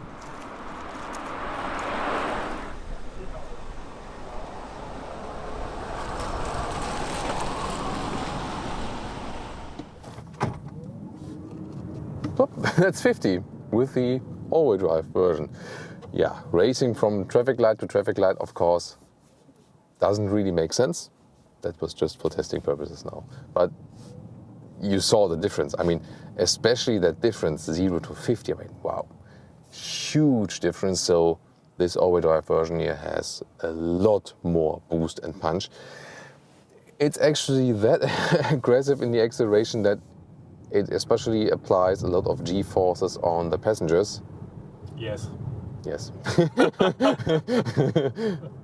Cornelius is still alive. Yeah, gladly. Yeah, but you really have to be gentle with the pedal there. There's a big question, like, do we still call it throttle pedal then? Or shall we call it energy pedal then? Or just pedal? Maybe different discussion next time. So one pedal driving feeling definitely here. You just use the pedal and that one pedal and that's it. So you have a strong recuperation as soon as you lift your foot off the throttle or the pedal, and there's no, you know, recuperation setting here also. On the one hand you can say, hey, that's beautiful here, Hamburg Ulster. It does make things easy when you can't set anything and you just have to learn driving this one pedal driving, because here now gently off the throttle that you can finally dose, like when am I coming to a stop, and you learn that quite quickly. And it indeed also then comes here to a full stop. And then when you also gently apply the throttle, gently lift it again, then your passengers can also live with that. I think they found a good setup here. Electric driving, EV driving is about the one pedal driving mainly. I think it's a good decision because safety thing, when you lift your foot off the throttle and then switch in that split second, you're already decelerating. That might be a safety factor indeed. It's of course not a safety factor if you recuperate too harsh all the time and someone hits you in the back or something. The brake light is being activated, by the way. That's, you know, really according to the deceleration moment you have. And since this is a harsh recuperation, when you really lift your foot, then the brake lights also appear. So indeed, the main difference then from the drive, all-wheel drive, is that really spontaneous power. You just have to be a little bit more gentle with it, definitely. With the front-wheel drive model, you can more or less drive like with a combustion engine in a, you know, same spec, but here you basically have a performance car, definitely, you know, and so you always know you have more than you could actually use. Yeah, but the driving feeling itself is pretty much similar then, besides of the acceleration. And also, since we are now here in the C40, is there any difference we could feel? Only when I look to the rear mirror, then I see, yeah, okay, the overview to the rear is a little bit worse than with the XC40. So that's one disadvantage. It's just a smaller window than there in the rear. I can still see to the rear, yes, but definitely XC40 delivers a better overview. When we soon come to the motorway, we do another acceleration at higher speeds, and also as for the energy consumption figure, now we have two biases in a different direction. First of all, told you earlier, the aerodynamics of the C40 are a little bit better. Indeed, in the 0 to 100 kilometers or 62 miles an hour acceleration figure is 0.2 seconds advantage for the C40, because especially in that area like 60 to 100, the aerodynamic effect already plays a role.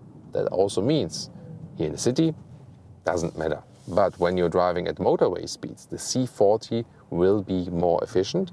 However, in this spec here, we have the big battery. The small battery we just had in the XC40, and also one electric motor more here. So we have a little bit more weight than here. So more weight can lead to a higher consumption. Then again, C40 low. So maybe the effect will be evened out. But the major thing is, this is the same platform. It's more or less the same vehicle. I don't expect too much difference actually. The main difference will appear when you really use this power. So when you drive both vehicles, front-wheel drive and all-wheel drive, in the very same gentle way, you know, or in comparison to here you do have the power available. When you then always like what I did at the beginning, like speed the vehicle from traffic light to traffic light, or drive like big accelerations, super high speed in motorway, then of course the consumption will be much higher. But let's see what we will score. Now motorway driving with the all-wheel drive C40 when we're already at speed, so 80 kilometers to 120 kilometers an hour, same as before. Let's go. Plop, that's it. Okay, that's a massive difference. Wow. This is really a performance car. Yeah. I mean, it's 2.5 seconds it's quicker in the initial acceleration, but here, even at higher speeds, it's still so much quicker. It really feels like a performance vehicle, no doubt. And even here, it's so quick. You can see that the front hood. You see it on camera actually? At the front, when I'm hitting the accelerator pedal, it's like a G-class accelerating now, because the weight is being shifted to the rear. And then we have that, wow, super powerful acceleration. So if you're an acceleration friend, then this will give you so much more fun. And of course, when you're thinking you would drive even faster on a motorway, well, then of course you still have more punch. Here at 120 kilometers an hour, still around 30 kilowatt hours more kilometers. As for the consumption, here now cruise control. Set it here on the left side, still with real buttons. Good to have that, definitely. And here now also the speed is being reduced immediately. We can also check out the blind spot monitor here on the right side. Let's see, should appear right now. There we go. You see this kind of red boomerang. It's a very nice integration. When you hit the turning indicator, then you even get a flashing warning, for example. Works, of course, both sides. So motorway-wise, all-wheel drive is definitely the way to go. And C40, XC40, I think it's really a thing of which passengers do you have in the back there?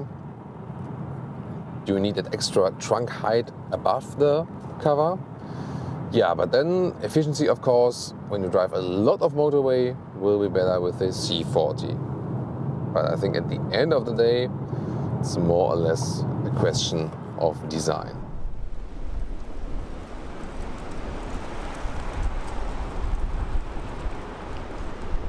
And here the all-wheel drive consumption is very interesting. So around 24-25 kilowatt hours on 100 kilometers. So that's almost 40 kilowatt hours on 100 miles. That means, yeah, around 4 kilowatt hours per 100 kilometers more than with the front-wheel drive with a small battery. Well, that means the concise range here today would be just over 300 kilometers and barely 200 miles at 7-8 degrees Celsius. So not that cold, but already quite cold. So you see here, this car does have a heat pump, and now from the new model years, it will also be standard from the lowest trim level they have the heat pump. That's of course really good. However, indeed, the Volvo XC40 and the C40, they are not the most efficient electric vehicles. That's the downside. Most other aspects we've seen here today, as for the driving fun and so on, really, really great. But the other competitors, some of them are really better as for the efficiency. As for front-wheel drive with a small battery or all-wheel drive with a bigger battery, well, we did have higher consumption here with the all-wheel drive, so 3 to 4 kilowatt hours on 1 kilometers more. And that means that the range will be more or less the same, because on the one hand you have smaller battery but less consumption. On the other hand, bigger battery, but a little bit higher consumption. So this won't be the biggest effect then overall. Very interesting finding for today. You asked me to drive the all-new generation of the Kia Sportage. Well, here we go. Let's go. So how good is it now, and can it reach the top of this segment? We'll find out together. Thomas and Autogefühl. And thanks to the Heinen dealership in Germany for supplying the vehicle for us. Check it out if you want to buy one. Then you can see here the all-new generation, a strong front. Here this very sporty grille, here even sportier because this is the GT line. And we also have the silver contrast here in the lower part and the sporty look right here. And of course you see it directly here, these daytime running lights, this blade so to speak.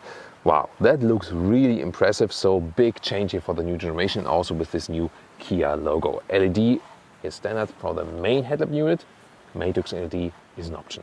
Now even more interesting, so everything I'm telling you today basically counts for all the new Sportage versions worldwide.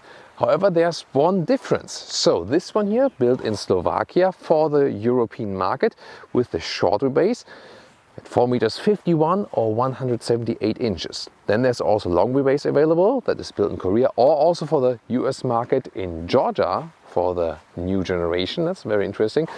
A little bit longer wheelbase and overall 15 centimeters or 5 inches longer, so it's not the biggest difference. But here also that rear window graphic will look a little bit different.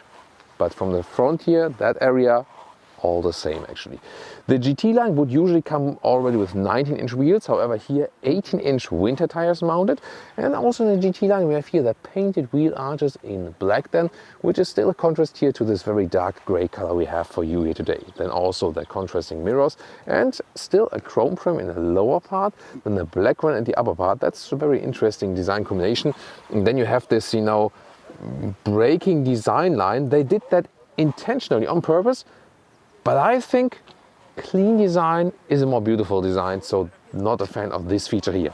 Are you? There's also a unique new rear design. The light strip does not go through, although it looks like it at first when it's not illuminated, but you can see here also pretty cool with the tail lamps right there. And also a contrasting part here, diffuser style kinda, maybe like soft off-road style or something. No fake exhaust, that's actually quite good. So a very clean and interesting design in the rear. And what's also interesting is suspension-wise, either base or here with the GT line, you automatically get the electronically controlled suspension, ECS. We will test it today. I'm really looking forward to it. Khaki, classic but good quality. And here the controls at the sides, like that. Then press it here for the keyless entry and door closing sound. Okay, but have heard it better. Yeah, and beep, beep, beep. That's of course, key is not in the vehicle, ignition is on, and so on and so on. Then inside here of the doors is somewhat soft touch, so that's actually good. Then a lot of high gloss piano lacquer is being used. We don't like it that much actually. But then here the GT line also gets a microfiber at the inside of the doors. That's actually quite fancy. And then this completely new cockpit layout here with that sporty steering wheel style. Hey, and we still have real buttons at the steering wheel. Left for the volume, for example, right then to control the cruise control. Seats come fabric as base, or then here in the GT line they come with the animal-free leatherette on the inside, and then here at the side parts there's microfiber. Maybe it would have been clever to also have microfiber in the middle part, however, for more breathability. But this is also, a cool way here, GT line. So overall, pretty nice looking seats. But are they also comfortable? Yes, indeed. So makes a very good impression so far. So getting along with it, 1.86 m or 6'1". This is the headroom I still have left, although this one is here, the one with the panoramic roof. You can also open that one, ignition on, then you can open it, and it goes quite far, and also has a cover actually, so a shade that is, you can block out the sun a little bit more. And also steering goes out, up, down, so manual way, but very good to adjust. The all-new interior in the overview, really interesting. First of all, soft touch dashboard here, and then 2x 12.3-inch screens. That looks impressive, definitely, but I freshly cleaned that for you, otherwise fingerprints all over the place. And also here, this lower unit, we will take a closer look at that very soon. Steering wheel view once again. Here you switch through the digital instruments on the right side, lane keeping assist on the left side. Then that's the volume control I would rather use, and press it here for muting it or then playing it back again. Digital instruments are clear to read. Mild hybrid system would be visually available right here, but still consumption around 9 liters on 100 kilometers, so barely some 30 mpg. That's not as good as expected. Here the driving modes also switch then these visualizations. That's actually quite fancy. And GPS wise, you can have some basic information there, but of course only when you have the car internal GPS. Central infotainment system here with a quite easy menu actually. Let's take a look here at the map. So this is then the inbuilt GPS, and I still don't get this grappling hook effect they're using. There are worse maps, but there are definitely better map software. I think that's clear, so rather I would use the Apple CarPlay or Android Auto map for that. Other than that, here for example, to switch to the radio here for example, so that's possible, or then here to media when you have connected it with Bluetooth. At this moment I have connected this with Bluetooth, soon more to that why. Here first of all, optional Harman Kardon sound system. Very crystal clear sound. However, as for the surround sound, I would prefer it to come a little bit more from the back actually. But then let's finish up this, this menu here. So not too much you can do with it. There's also a digital climate menu available, but usually you would all do that from below. This is what I mean. That's actually quite well done. Still, we have manual climate dials. I love to have that. That's so cool. Then they have this dual effect. So this is kind of like the climate menu, but you can switch it then to the GPS. Maybe have some hotkeys like map and so here, but and this one here then becomes the volume jog. However, since we have one at the steering wheel, I would rather leave it then here with a climate unit and to be able to control that here then all the time. Lower middle console, let's open this, and yeah, I mean, a lot of black piano lacquer. Can't there be something else? And then when you open this one, and today I cannot show the Apple CarPlay and Auto because look at that nice cable here, which has like this, iPhone, USB-C, USB Classic. But when I put in this one and connect the iPhone, it says cable not supported. So it does not support these third-party cables. I often had it now in Hyundai or Kia vehicles, and yeah, do I have to always carry original Apple cables, super expensive, with me now all the time? That is really weird, isn't it? Then inductive charging pad also in the lower part. Here this area with a nice shifting lever for this new dual clutch transmission, reverse and drive mode, that's it. And here, very cool, heated seats, cooled seats. There's also nice, a leatherette seat that can be cooled, also nice to have that, and also here then heated steering wheel. Great to have just individual buttons for these important functions. And then we have the drive mode selector here, for example for sport mode or the eco mode. And there's even, you know, here there's like a mid differential lock available. Oh, off-roading, also hill descent control, so also somewhat off-road capable. And then we have either this open area or here then, yeah, cup holders. Oh, from the studio episode, they have been, you know, slowed down a little bit, but still they are really fast, like bam, there we go. And then we have this leatherette armrest. Let's see how, that's a little bit cheaply attached. But then, you know, for all your clutter, you have enough space. And the resolution is actually not too bad. Here I also have in this highest spec the fake drone view from above. Rear seats here, hard pack at the inside of the doors, but cool door handle design. And then here, when the seat is to the position I would be driving, I exactly fit in here. Also headroom wise, would be a little more headroom without the panoramic roof, but overall offering of space is okay. Also interesting integrated jacket hanger here at the back part of this head restraint. So actually a cool idea. And seating position is good here also in the rear. You can also adjust this back part here a little bit more to the lying back position, more upright. And that's also easily done. Middle tunnel is somewhat present in the middle part. You can also sit, it's actually quite soft and plush, so you can use this vehicle here with 5 tall adults, that's possible. The middle part here, cup holders, but they are not adaptive. Oh, an interesting detail here, 2 USB-C chargers integrated here in the seat. And before I said, is Thomas absolutely insane? He shows 1, but he says 2, 1 and 2. There we go. I really like this feature that when you have the key just in your pocket and the car is closed and you approach it, peep, peep, peep, you have to wait a little bit, and then without doing anything, the hatch opens. There's only one problem, that when you go past the vehicle and you really have parked close to a wall or something, then you have to just, disappear quickly or hold it tight manually. Let's check out the trunk. Trunk area, you can get this rugged rubber pad here, but of course you do not have to get it. The width is about 1 meter or 40 inches and the length is around 80 centimeters or 31 inches. The overall height, really to the very top, is 75 centimeters or 29 inches. And then you can fold the seats from here. That's actually easily done. So left and right, and they directly fold flat. That's actually pretty cool. So good organization of that. And then to the front seats, as I would be driving, is 1 meter 65 or 65 inches. What about the child safety test? Yeah, I think that's feasible. Engines, 4-cylinder and front-wheel drive or all-wheel drive on demand, either 1.6 liter diesel or 1.6 liter turbo petrol engine, here with mild hybrid technology. There's also an inbuilt hybrid technology available or a plug-in hybrid, and all basically based on the same engine. And for the US market, there will be a 2.5 liter natural aspirated engine, a bigger one.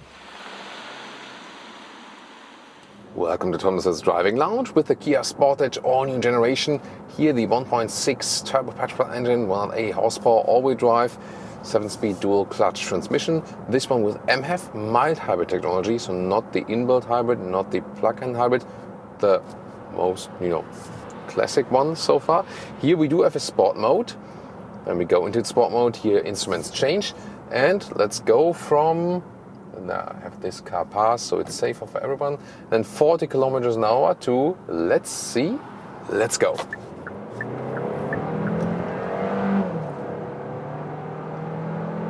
$100.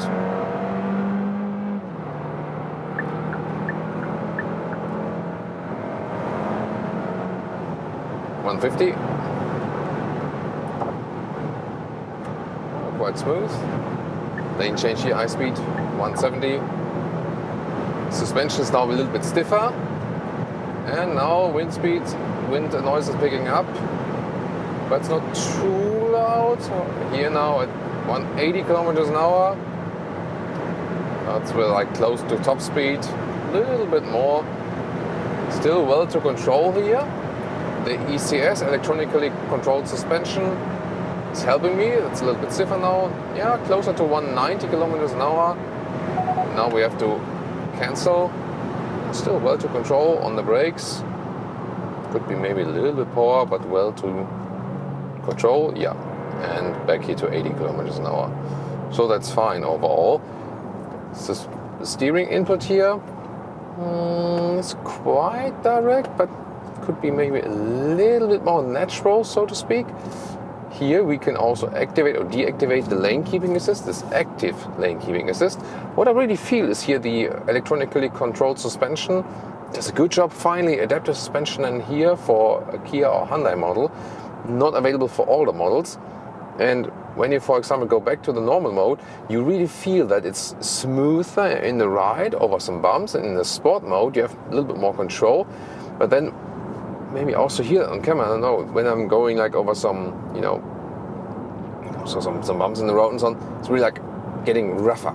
And once again here in the tunnel, you can see it's a little bit illuminated here, there and there, and then you can see how it changes here, normal mode, driving, eco mode, normal, sport. So yeah, it's actually a nice feature. And we also have the digital speed then in the middle. Well, what's also interesting, this being the all-wheel drive model, we have these gauges here that show the distribution. So when I'm just like, rather static, then actually just front-wheel drive. It's a front-wheel driven platform, but when I accelerate a little bit more, then also power to the rear wheels a little bit here. And it really depends. Here, let's check out normal mode, most for the front wheels, but now sport mode. Let's see if that changes actually. Yeah, indeed. So in the sport mode, you see that directly more power is being transported to the rear wheels. At least that's what I have an impression. Let's try that one more time. Normal mode here. Yeah, that really seems to be the case.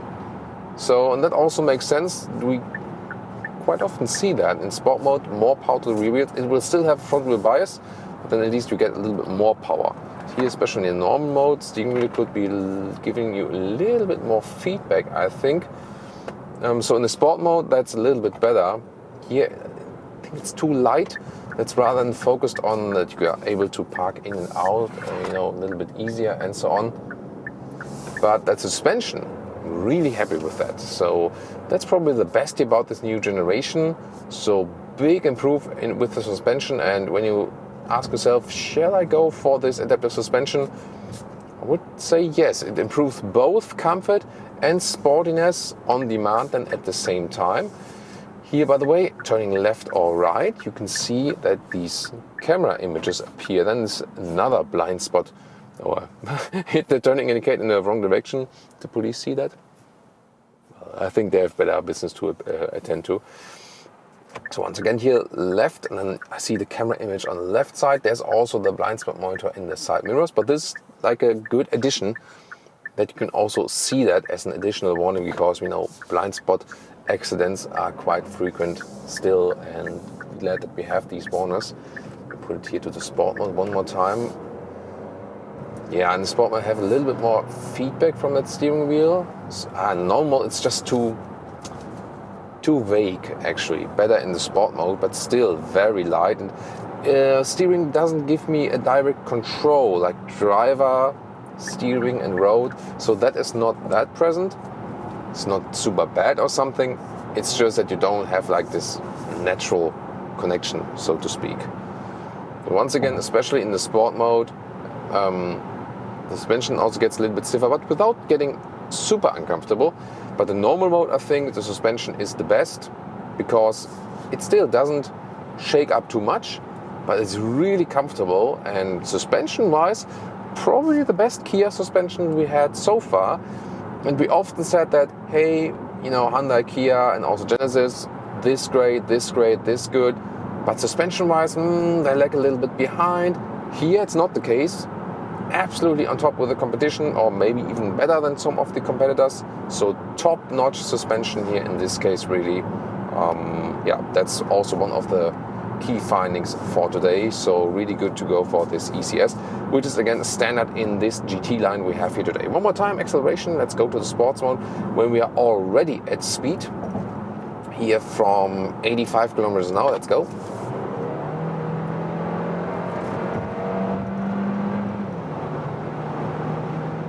130. and 150. That should be enough for now, because I also want to test with the noise. Let's go back to the normal mode. Here at 150 kilometers an hour, some wind noises definitely. Overall noise insulation has been improved. And let's see what would be a very good highway speed. I think here 125, something about that. Yeah, like 70 miles an hour, 120. I would have expected a little bit more improvement as for the noise insulation, so that could be better. Here now, when I have set the cruise control, and also with the active steering, let's see, now it picked up, yeah. So now I can increase speed here. Good that we still have real buttons at the steering wheel, so that's easy to control while driving. And now I keep my hands on the steering wheel. Yes, it's already warning me. And now let's see, the motorway goes in a slight bend. What is this car doing? Is it smooth, how it keeps me in the lane? Let's see about that. So it is notable, yes, but so far quite smooth. Earlier I went into a construction lane, and that was actually not that well done, so car didn't catch up with that. But here, when we have like very clear lines, it's actually no problem, and that can also be quite good. But yeah, as for the wind noises, it's not too windy outside today, but I feel wind noise, so noise insulation wise, they could have done a little bit better. Obviously they didn't pay too much attention to that. Maybe just paid it just all the attention to the suspension then. But nevertheless, it's actually a nice ride. If you compare the driving to the previous generation, so the chassis feels a little bit stiffer, so better in handling. And of course, you somehow get a different impression because here of this, of this dual screen, but yeah, you gotta clean it all the time as well. But driving wise, it doesn't feel that it would have been like the biggest step ever from generation to generation. So I would say if you really like, the new digital gauges or so, and that would be super important to you, then it might be a big step. But if you're now driving the previous generation Sportage and ask yourself, do I really need to sell my current one and need to get the new generation? I think the previous generation was also fine, So sometimes there are new generations where we say like, oh my God, this is so much better. This really, like the previous generation looks kind of like bad in comparison to that. But here, I think the previous generation will be just fine. There's a slight improvement in driving, definitely, but not the huge one. Especially when you compare like normal suspension. But biggest difference, once again, suspension. And when you say, so far not too much comfort, then get one with the ECS and you will be just fine. Here the GT line is also a nice pick with these leatherette Alcantara mix seats, so this also will be quite good. By the way, also once again good with the buttons here, you can also deactivate the active lane keeping assist at any time just with the press of a button, and I really like that, and also that we are able to control the climate unit here while driving like this here, just with a manual way. I really like that. I rather not change to the GPS hotkeys here. I rather leave it here on the climate menu that I can see everything there. But I really think that is, once again confirmed here in the driving part, they found this right user interface mix. I still have the screen, yes, with the known problems with non-working third-party cables, as I mentioned earlier. But then again, I do have the real buttons, and here when I want a heated steering wheel, I just press one button and that's it, and I can concentrate on driving still. And that's really, really good. So once again, suspension is the one I like best. Steering could be a little bit better, noise insulation could be a little bit better. Definitely improvement if you compare the previous generation. Overall, if you compare to competitors, they're doing a lot of things very, very well here with the all-new Sportage. So definitely one of the hot competitors here in this compact to mid-size SUV segment. Join us for a full review of the new Tiguan facelift with, today, the Tiguan e-hybrid, the new plug-in hybrid that was once upon a time introduced or announced as a Tiguan GTE. Horsepower-wise, we can indeed say it's a Tiguan GTE. Yeah, why not? Let's say that just unofficially. So all the details in exterior, interior and the driving experience here together with us in full HD, full screen and full length. Let's go.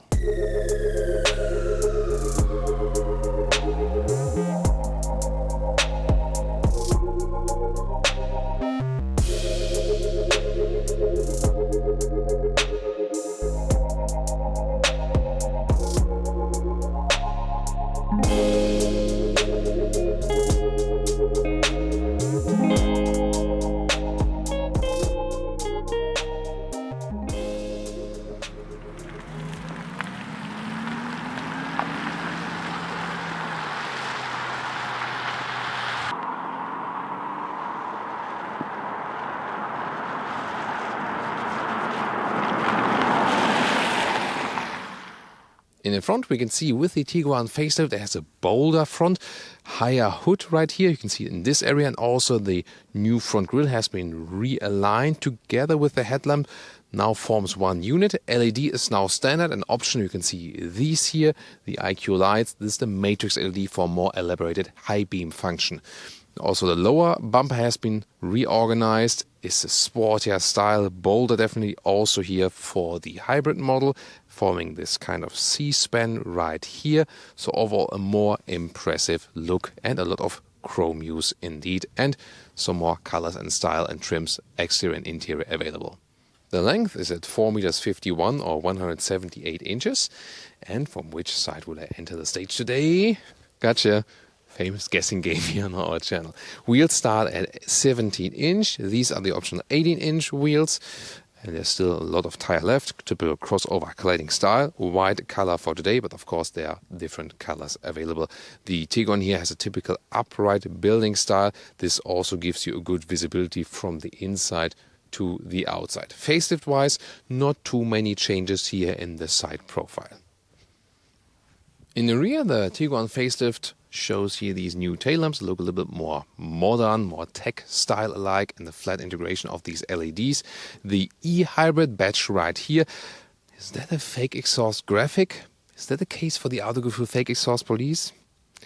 I think we can argue about that. Let's discuss it in the comments. And the real exhaust is, way underneath actually, because here, of course, combustion engine and electric drive are being combined. If they would have called it officially GTE as they, initially planned, then there would be some more sporty graphics here, definitely in the rear. So far it's the e-hybrid. But again, power-wise, we could also call it GTE. So under the hood, we have a 1.4 liter TFSI turbo petrol engine combined with an electric drive, 13 kWh battery, pure electric range about 50 kilometers or 30 miles. And the total system output here, horsepower-wise, is 245 horsepower. That's what I mean by this is basically the Golf GTE drivetrain. And the acceleration figure is about 7.5 seconds to 1 kilometers or 62 miles an hour. Top speed, pure electric, 130 kilometers an hour. And the top speed overall is in 205 kilometers an hour, so over 125 miles. So that's then definitely still enough. And everything just front-wheel drive only. And recharging is here in the front left, driver's side, 3.6 kilowatt max AC charging. For the plug-in hybrid vehicle, it's not that important. You leave it at home overnight, it's full anyway. And at the charging station, depending on the on the power output of the station, then a couple of hours.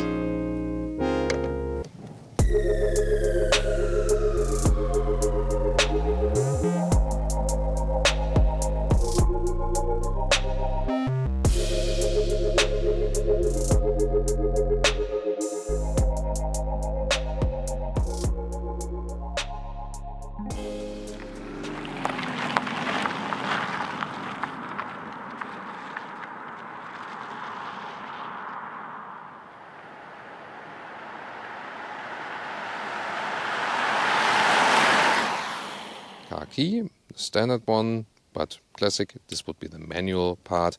If at some point you need to remove this here, there's the manual below it, but most of the time you of course don't need it.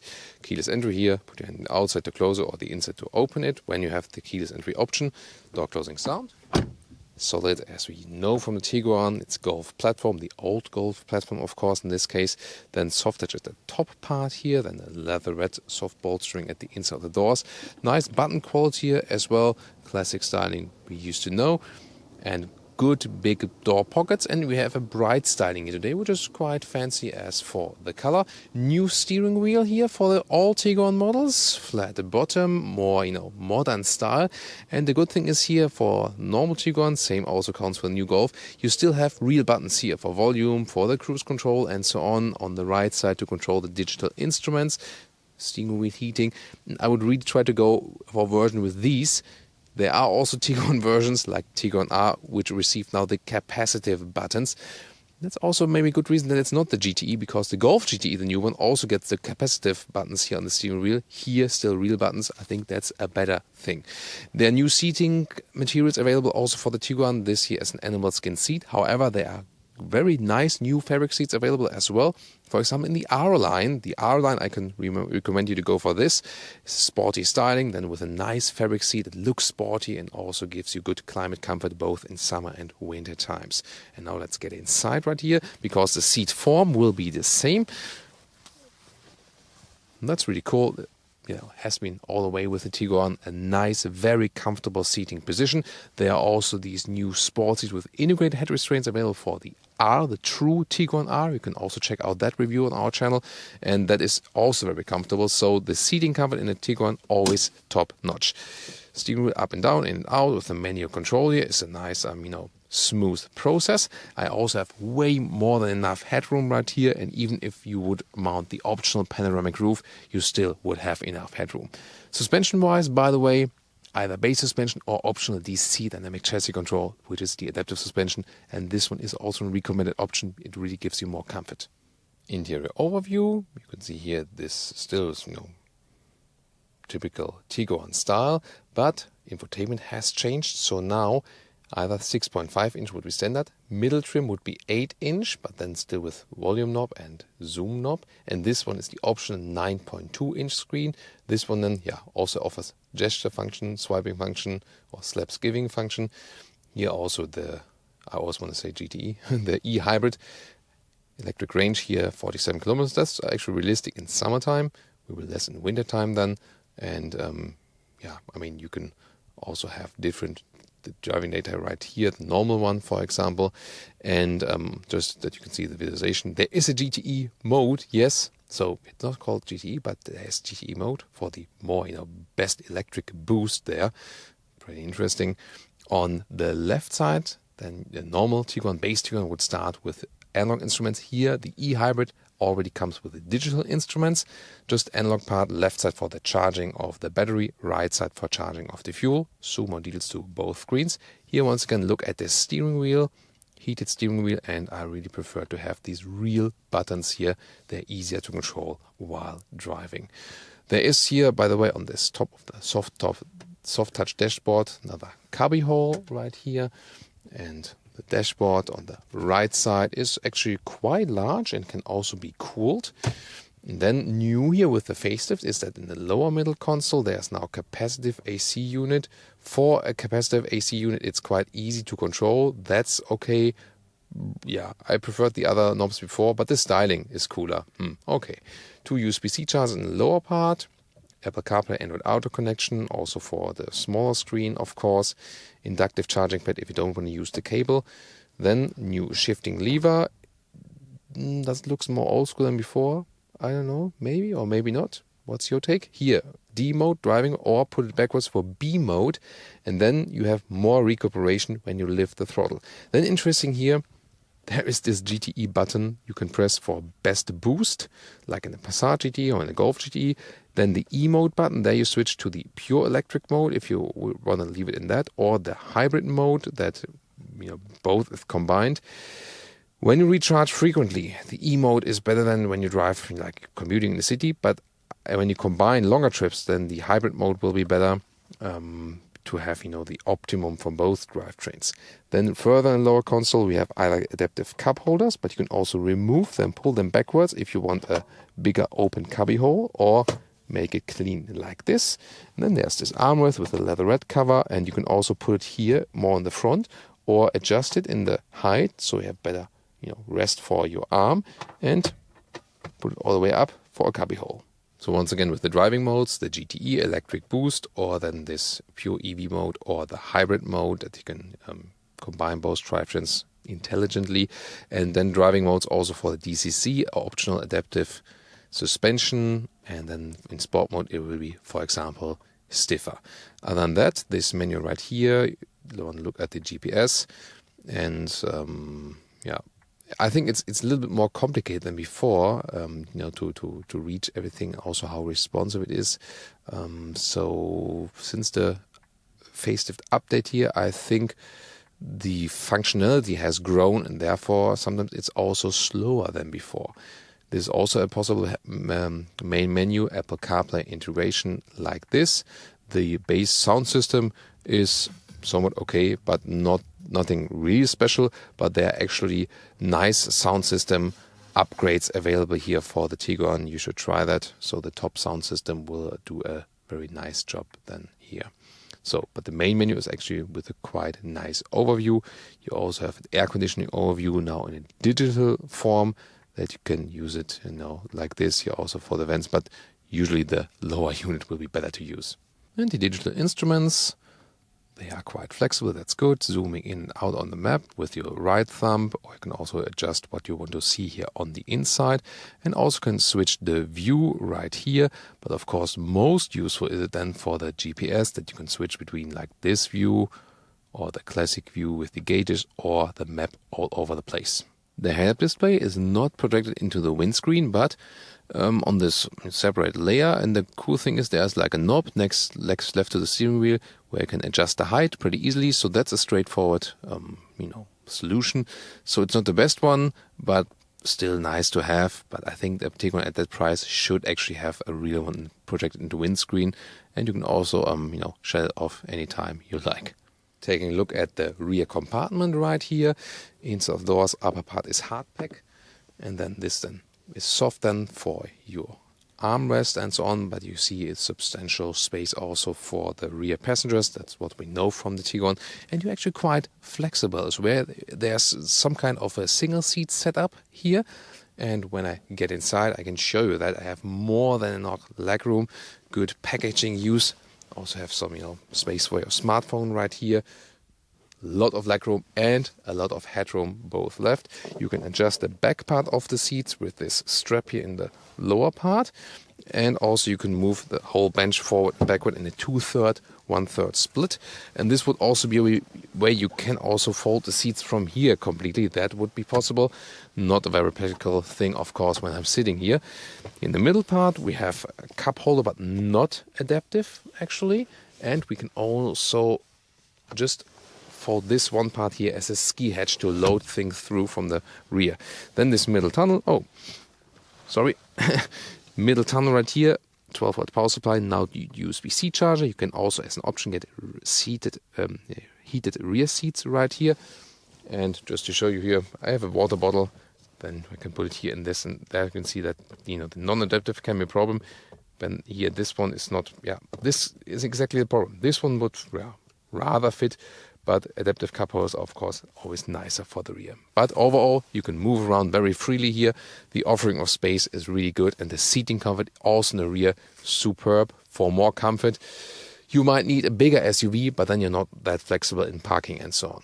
With plug-in hybrids, there needs to be a compromise somewhere. Well, somewhat in the trunk, but it's actually quite okay. I put some luggage here inside. You can see a sample that you can see here.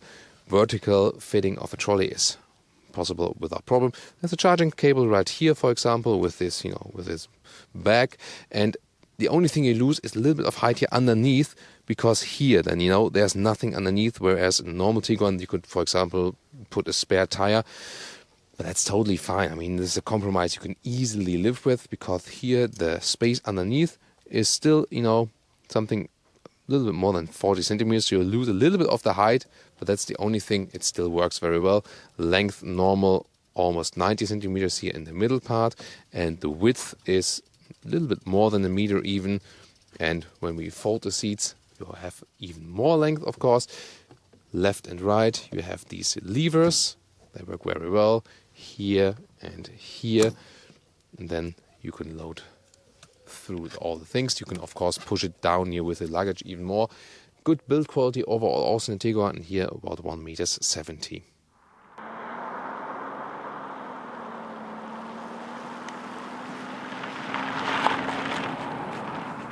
Welcome to Thomas's Driving Lounge with the Tiguan e-Hybrid, this new plug-in hybrid version. And we start in all-electric mode. It also will always start in the all-electric mode when the battery is properly charged. And then we have about 50 kilometers or 30 miles of pure electric range. And the Tiguan in general has a very good noise insulation, and together with the comfortable seating position, upright seating position, and the whole look and feel of the car, it really gives you a very comfortable feeling and a calm feeling, and the electric driving is really just contributing to that. And you either stay in a normal D mode for a normal driving mode, and when you lift the throttle then you rather roll, and when you pull the shifting lever back you are in the B mode, and then when you lift the throttle then you have more recuperation. Here the car is decelerating, also shows me here in the digital gauges, which are standard here for the e-hybrid model. And usually I would leave it indeed in the B mode, because then you just use more of the recuperation, and when you lift your foot off the throttle, in most times you want to decelerate anyway, and then it also just makes sense to be in that mode directly. And that you reduce speed is also a safety thing, so to me it's always safer than as soon as you lift your foot off the throttle then you start decelerating. And the steering input here is really nice, so it's a soft steering on the one hand. On the other hand, there's no dead zone area. There are directly commands being transported.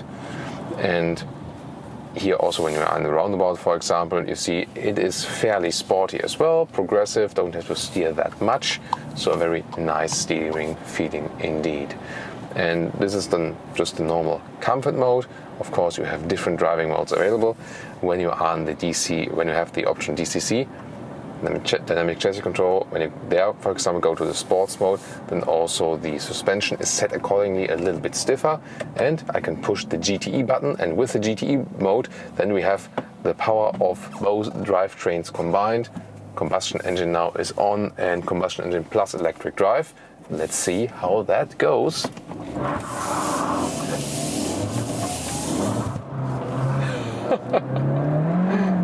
Whoa, here we go. That was 70, and I really floored it all the way out. And here with this wet road, you see that there was so much power out the front wheels that there was really some traction loss. Then the electronic stability systems were ruling in. So, and you also saw that the steering was going nuts a little bit. So that's the thing then with front wheel drive only. But of course this was more testing purpose. But I mean, accelerating out of the corner and also hitting it all the way through. Usually I would not do that, just for testing purpose, to bring the car rather, let's say, to the max, and to show that, and just for demonstration purposes. Of course that's somewhat the limit when you have the plug-in hybrid all the way just to the front axle. At dry conditions this would not happen, this would not be a problem, just here in the rainy conditions. But again, here when you accelerate like nicely out, you have good drive out without like wheel spin and so on, so that's no problem. But of course, like an all-wheel drive Tiguan is in this case then more fun to drive. The GTE mode and the whole GTE power, 245 horsepower, delivers you a very good performance. I can also show you more acceleration when we just accelerate straight. Then you can see that as well. Does it feel sporty like a Golf GTE? I mean, the Golf GTE doesn't feel that sporty, the GTI does. It's like somewhat in between. And when you put it here to the sports suspension mode, you also have some stiff feedback from the road indeed. There's a wider span now with this DCC. In the comfort mode it's really fairly soft and comfortable, and usually for the Tiguan this would also be the mode to stay in basically, but at least you have the possibility.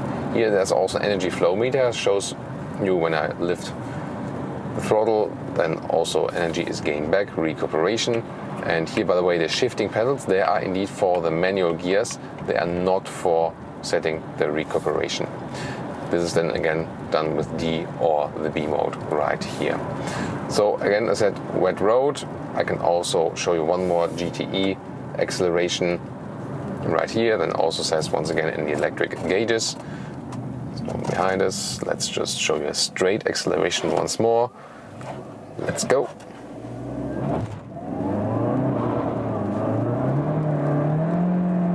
Up, that's 80. So you see, and this again was wet road. So in dry road, of course, even fast acceleration, but again, it shows you that you have a decent performance here with the GTE model. Really nice, using both drivetrains. But you know, that's the thing about this car. You can use the electric drive as a boost for performance. At the same time, then, when we started the review, you can use it as just this calm moment. That's probably even cooler, that you just have the electric drive. You also have the second E-mode button, which is then a little bit hidden next to the steering, next to the shifting lever. And then you can either go in this hybrid mode, which makes more sense when you have like a longer route set, which is some motorway, some countryside, and some city, and you don't know when to recharge the next time. And then you also have the E-mode, drive electric only, then the RPM from the combustion engine go to 0, then we are in the all-electric mode, and this would, for example, when you can commute all-electric during the week, go on a holiday trip on the weekend or something, or you know that you can really recharge frequently and use, you know, as much electric power as possible. So if the plug-in hybrid makes sense for you, it's really depending always on the use case of the vehicle. It can make sense for a lot of people, but if you're predominantly, for example, using it for motorway driving only and really like long journeys, then it won't play such an effect. So when the battery is depleted, actually, with these plug-in hybrids here by Volkswagen, no matter if it's the Golf GTE, the Passat GT, or this one here, you basically score normal ICE figures like 7 liters, more kilometers, 40 mpg US, a little bit more 40, a little bit plus 40 mpg UK. This is not exactly great, but also not exactly bad. But it shows you that the good consumption figures, like just a couple of liters, like 3 liters or something, combined with some electric consumption, that you do reach then when you combine both drivetrains. And we can also, we have these special gauges here for the driving data that also show us the electric consumption. So here, of course, with more performance and so on, this is then a little bit biased, but we can also reset that and then show you once more like more different consumption figures as for that. Once again, when we drive a little bit faster, the noise insulation is really good. So that makes this a relaxing drive, and I would also wish a full electric Tiguan for sure, because it's just more relaxing and more fun at the same time driving this one here all electric. If we want to stay in the all electric mode, by the way, so I have the E mode selected here, and I can have the this left gauge here, and when when I'm over a certain threshold, then the combustion engine hops on. So when I want to do a good acceleration all electric, then I really have to see like where do I stay in that in that area. Let me try that now, from about 30 kilometers. Yeah, good boost. 70 kilometers now. So you see, even decent acceleration all electric, that could have been made maybe a little bit better, but I really have to see, like, as soon as I go into this on the left gauge, which you cannot see at the moment, on this 0 RPM area, then the combustion engine would hop on, so you can very well see that, and then you can really stay in this electric area. They made it that the combustion engine automatically hops on for the purpose of when you're getting on the motorway, for example, and you hit the throttle. It can be a safety thing that you have even more boost from both powertrains combined, that you really can get on the motorway safely, maybe like in front of another vehicle or something. And yeah, you can really understand it when they do it in that way. I know some rare exceptions where it always stays in electric mode, but then usually with plug-in hybrids that have like a bigger battery, and then really know, okay, there's really enough boost, enough performance from the electric drive only available. So if you compare it also to combustion engine drive from Tiguan, once again I can say this is more fun, and I really would try to go for the plug-in hybrid vehicle if you have the charging infrastructure. I said it once again in plug-in hybrid reviews, to me it's all about the charging infrastructure, not necessarily about the range. I mean, of course not with the plug-in hybrids, but really about can you charge comfortably. So if you buy an electric vehicle or plug-in hybrid and you have a hassle recharging and always have to search for the next spot or wall box or like a public charging station, and you take too much time and you like develop a hatred against the electrification, then it makes no sense. But if you can install some charging infrastructure at home, if some at work, when you have like charging stations nearby or where you often stop, and then you can enjoy, you know, this electric driving moments and also enjoy charging. You come back to the car, you know, it's then fully charged. Like it takes 2 or 3 hours on a public charging station and a couple of hours more at home. But usually at home, the normal household plug will just be fine for this rather small 13 kilowatt hour battery, definitely. So that's then, you know, a difference to just the all electric cars.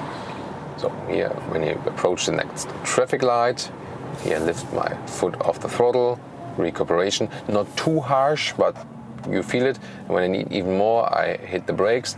But even also when I hit the brakes, then first the recuperation is happening, and when I need more braking power, then also the real brakes are being applied. Here now accelerating all electric once again. And here with their GTE setups with Volkswagen, they try to rather set it on the all electric feature, whereas other manufacturers rather go with the approach of let's use this hybrid mode and let's combine both drivetrains. And you can't say what's wrong or what's right. It's more about then the use case and the driving profile, what is actually exactly right for you. But you can indeed pick the driving modes there. GTE customers have also said that actually they want always to be in the B mode. So when you pull the lever back, that the B mode would be first and then pull it back to get to the D mode. That would be maybe something for Volkswagen engineers if you're listening. So most customers of GTE cars I have spoken to rather prefer the B mode. So that could maybe be like the primary drive mode in a plug-in hybrid car by Volkswagen and not the D mode. I'm not sure how you think about it. It's a really interesting aspect to discuss. So would you rather always want to start in a mode that is more combustion engine alike? But I mean, yeah, combustion engine like is also an engine brake, you know. So in a way, the B mode is also a little bit more combustion engine alike. So, but the thing is, would you rather want to start like in this D, like a rolling mode, or in the B mode, which shows the recuperation when you lift your foot off the throttle? Would like to hear your comments about that, definitely.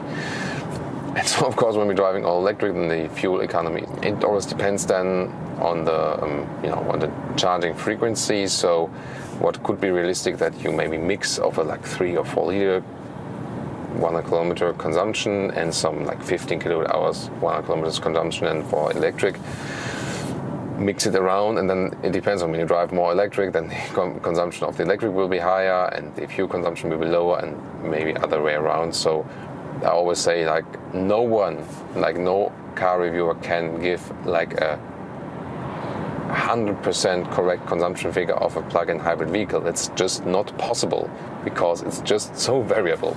But definitely enjoying it here, and this electric element adds a lot more to the driving fun. If you think about this facelift of the Tiguan in general, of course, better lighting features available. So this can help, especially when driving at night. The DCC now with a wider area, wider span, you can also individualize it a little bit more here in this individual mode. So a lot of things to pick right there, normal, comfort, sport, and really adjust everything to your liking. But usually for the Tiguan it also makes sense just to leave it in the comfort driving mode. Could it have been like a GTE? Yeah, I think that would have been nice, definitely, if it would be a Tiguan GTE. It is more or less a Tiguan GTE. We've seen that here with the knob. It's just that it doesn't have a GTE styling on the exterior. But just, yeah, we named this review also Tiguan GTE, like in the later part. because in a way it is, in a way, but like not all the way, but in a way.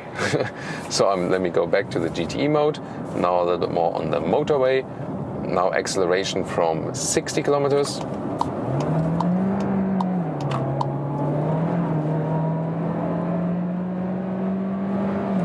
And that's 130 kilometers an hour. I really have to say, especially when the road is wet here, the combined drivetrains, and when you hammer it through, maybe you also saw that, I feel that when you really have the maximum acceleration, the car is a little bit uncalm. So like it doesn't really know how to combine it very well, and also from shifting and so on. So accelerating fast is okay. But when you hammer it all the way through, then the car is, to me, a little bit not calm enough. So maybe electronic-wise, from the setup there, something more could be fixed, I think. So engineers could put a little bit more effort in there in making it more like a smooth and seamless experience. Here at 130 kilometers an hour, once again, calm experience. I'll put out the GTE mode. I'll also put to the comfort driving mode here. Then we can set either the normal cruise control, like this here on the steering wheel, or we can also activate, here we go. So normal cruise control set. I can also adjust the distance to the car in front of us. See it in the head-up display.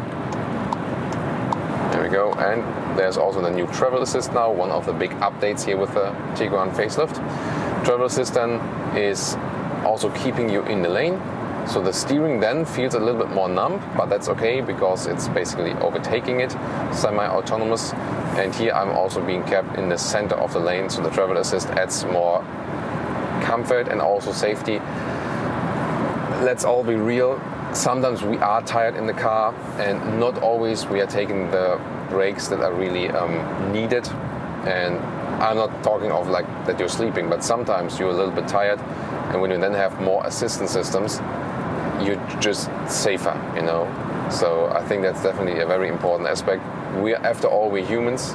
We make mistakes. Sometimes we're not paying the most attention we are supposed to, and that's also where the assistance systems then can make up a little bit for our human flaws.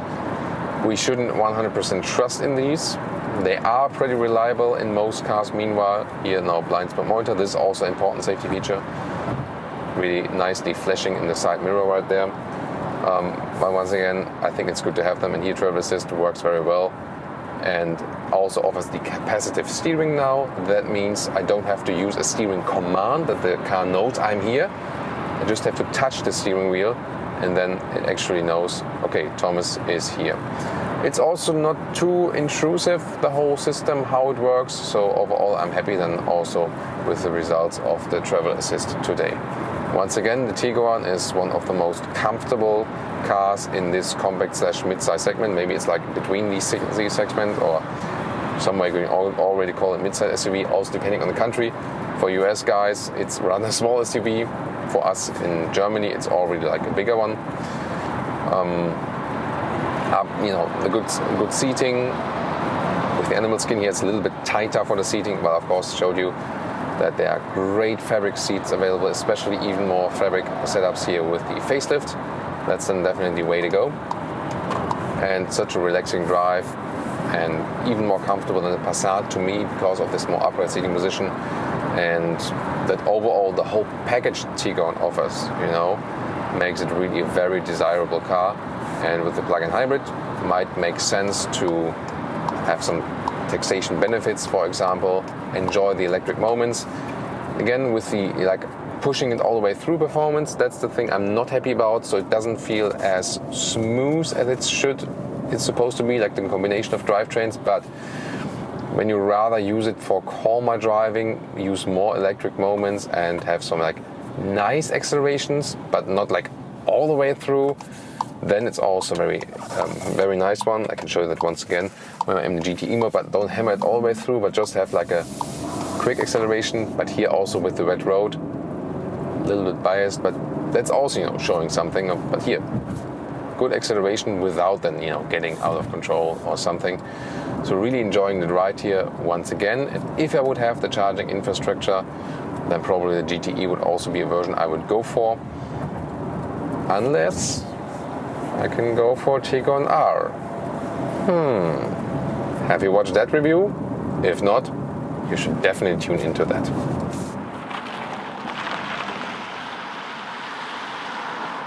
And now to our conclusion for today with the VW Tiguan facelift and especially here the new e-hybrid. The facelift introduced a more modern styling in the front especially and also for the tail lamps, and looks quite fresh and sportier than before, and new lighting technologies. On the interior you always have a lot of space, that's typical for the Tiguan, so the exterior-interior relation is really top-notch and the build quality is also very good. New capacitive functions, possibly for a steering wheel. Good that we didn't have it here today, but there is a new steering wheel also with capacitive updates, which is like not really good. Capacitive AC unit. This one is quite okay to use, so I can be happy with that. But the infotainment system, to me, it felt a little bit slower than before. So maybe also stick then with the 8-inch infotainment system and save some money. There are nice new seatings available, especially with the R-Line interior, for example, or the true R model. Both offer great seating materials as well. And also just the base seat will just be fine. Here, the e-hybrid drives very well. It's so much fun to drive it all electric. Same with the Golf GTE and the Passat GTE, and it even also fits to the vehicle. Recharge frequently, and then it really makes sense to drive this car, and it also can make sense, monetary wise, especially if you have some subsidies, governmental subsidies or taxation advantages and so on. And also the combined use, when you drive this one here with the empty battery, you can also score some 6 or 7 liters or more kilometers, 40 mpg US, 48 mpg UK. This is not like exactly super good, but it's still okay. Of course, that only makes sense when you also really plug it in frequently. You can also have some recuperation advantages then in the city, of course, when the battery is empty. But the real powertrain use, the most useful one then, either when you combine it, for example, driving motorway, then with combustion engine in the city electric, or really commuting all electric during the week and going for a longer trip than on the weekend. So indeed, also one of the more desirable versions of the Tiguan here now. What do you think? Do you like the e-hybrid here for the Tiguan? Would you have liked to see it as a GTE badging? There's this GTE button on the inside. Yeah, maybe a little bit more sporty GTE styling. Would also have been cool here for the e-hybrid. Maybe it comes later. We'll see. This SUV here will be one of the most important SUVs in the years to come. It is the Toyota Corolla Cross. Here was Thomas, an Autogefühl for you.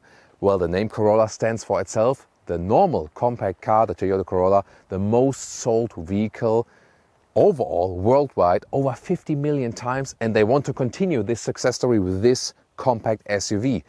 That's why they're naming then Toyota Corolla Cross, and also fitting to that segment. They want to sell over 400,000 pieces a year with that one here. And it's very interesting because already internally in the Toyota brand, it sits between the CHR and the RAV4 size-wise. And there's also the new, very small brother, the Toyota Yaris Cross. We also have both of these vehicles here in the yellow or golden car, the Yaris Cross, and then the new Corolla Cross next to it. And they differ quite a lot in size. I will also tell you soon more about that. But let's start here with the front. A very bold front. It's kind of like a baby RAV4 already from the looks. It looks really strong for this compact SUV segment. I think Toyota recently had, especially when I think about the CHR, for example, they had some design methods where maybe weren't that ideal. But this one looks amazing and really bold, doesn't it? This color is called, how's it called again, Brian? Cement. Cement, right? They really call it cement. Porsche calls it chalk white or chalk gray, and Toyota calls it cement. Thanks, Brian. Brian's behind the camera today. And he'll also give you a segment later about the British perspective and the perspective of a family father of this vehicle. But now let's continue with my German perspective. And I say, like, design-wise, is really great. One of the best looking compact SUVs right now.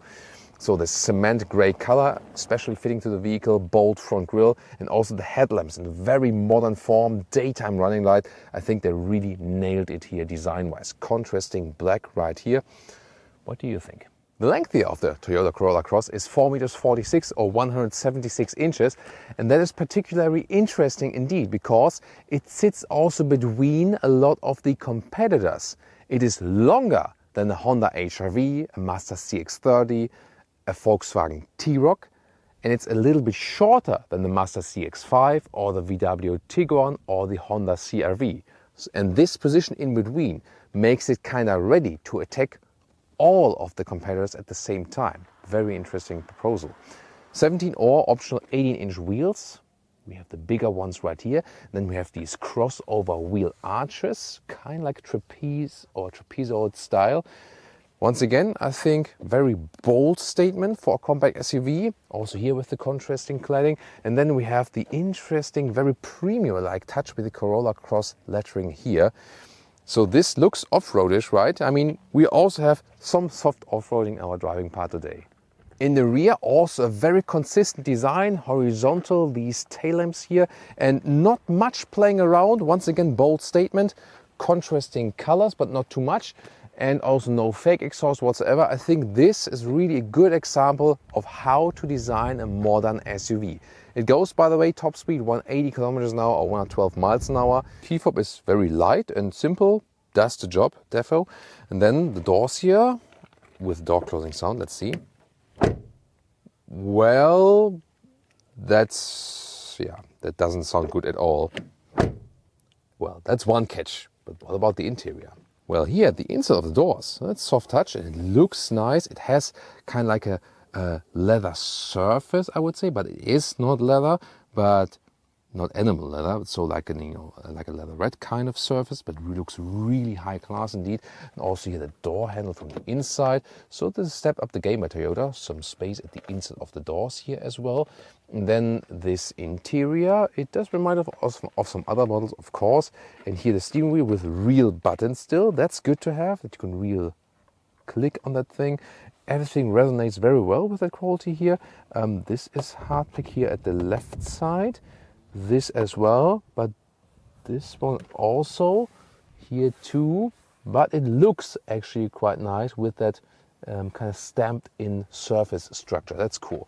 The seats, you either get base fabric seats in black or in US also in the bright style. Higher trims come with Softex high-grade leatherette on the American market. However, in the European market, Toyota still sells these here containing animal parts. Seating position, it's actually really good. It's very comfortable from the seats. They are not too much caging you in, yet at the same they do offer you side support. They're quite sporty actually, but not too sporty. So I think they found a great seating, really good ergonomics from the seats. The position here, you can put the steering wheel in and out, up and down, so you can find a very good driving position. It already feels like a grown-up SUV indeed, without being too big for some purposes, like a RAV4 or a VW Tiguan or something.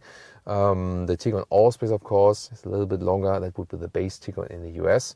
So yeah, I think this is a very nice feeling and good, in-between segment they found here between the CHR and the RAV4 for them. Headroom here with 189 or 602.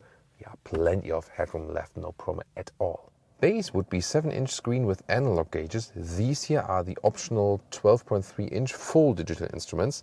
And they also have nice visualizations for the driving mode, like here the power mode, the eco mode or the normal mode, which rather has to do with throttle input, for example.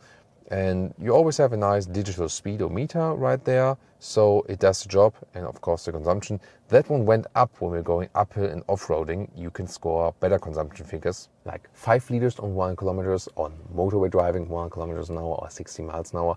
That would be like 47 mpg US, 56 mpg UK, and even better actually when you had a little bit less fast driving and make more use of that hybrid drivetrain. The dashboard here in the lower area has a nice leatherette texture and also has some kind of soft touch top. That's really nice. And also here, the glove box is dampened. That's nice actually, quality wise. And then, well, just when shutting it, it makes a typical noise, but I can live with that. Then here, this middle console right there, this is the automatic shifting lever. You also have the drive mode buttons here. And the electric parking brake and the cup holders, they are a little bit open. They are not adaptive. And I don't like the high gloss black panel lacquer here.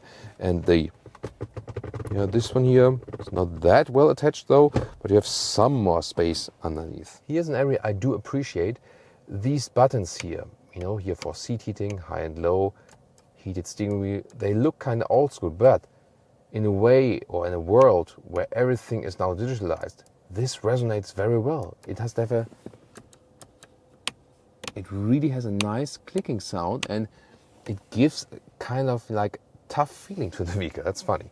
USB-A chargers here in the front, but also inductive charging pad, and USB-C chargers will be in the back. Infotainment system, you would start with an 8-inch one in the US, but already features Apple CarPlay and Android Auto Wireless. And this one here is the bigger 10.25-inch, so just bigger in the screen than here.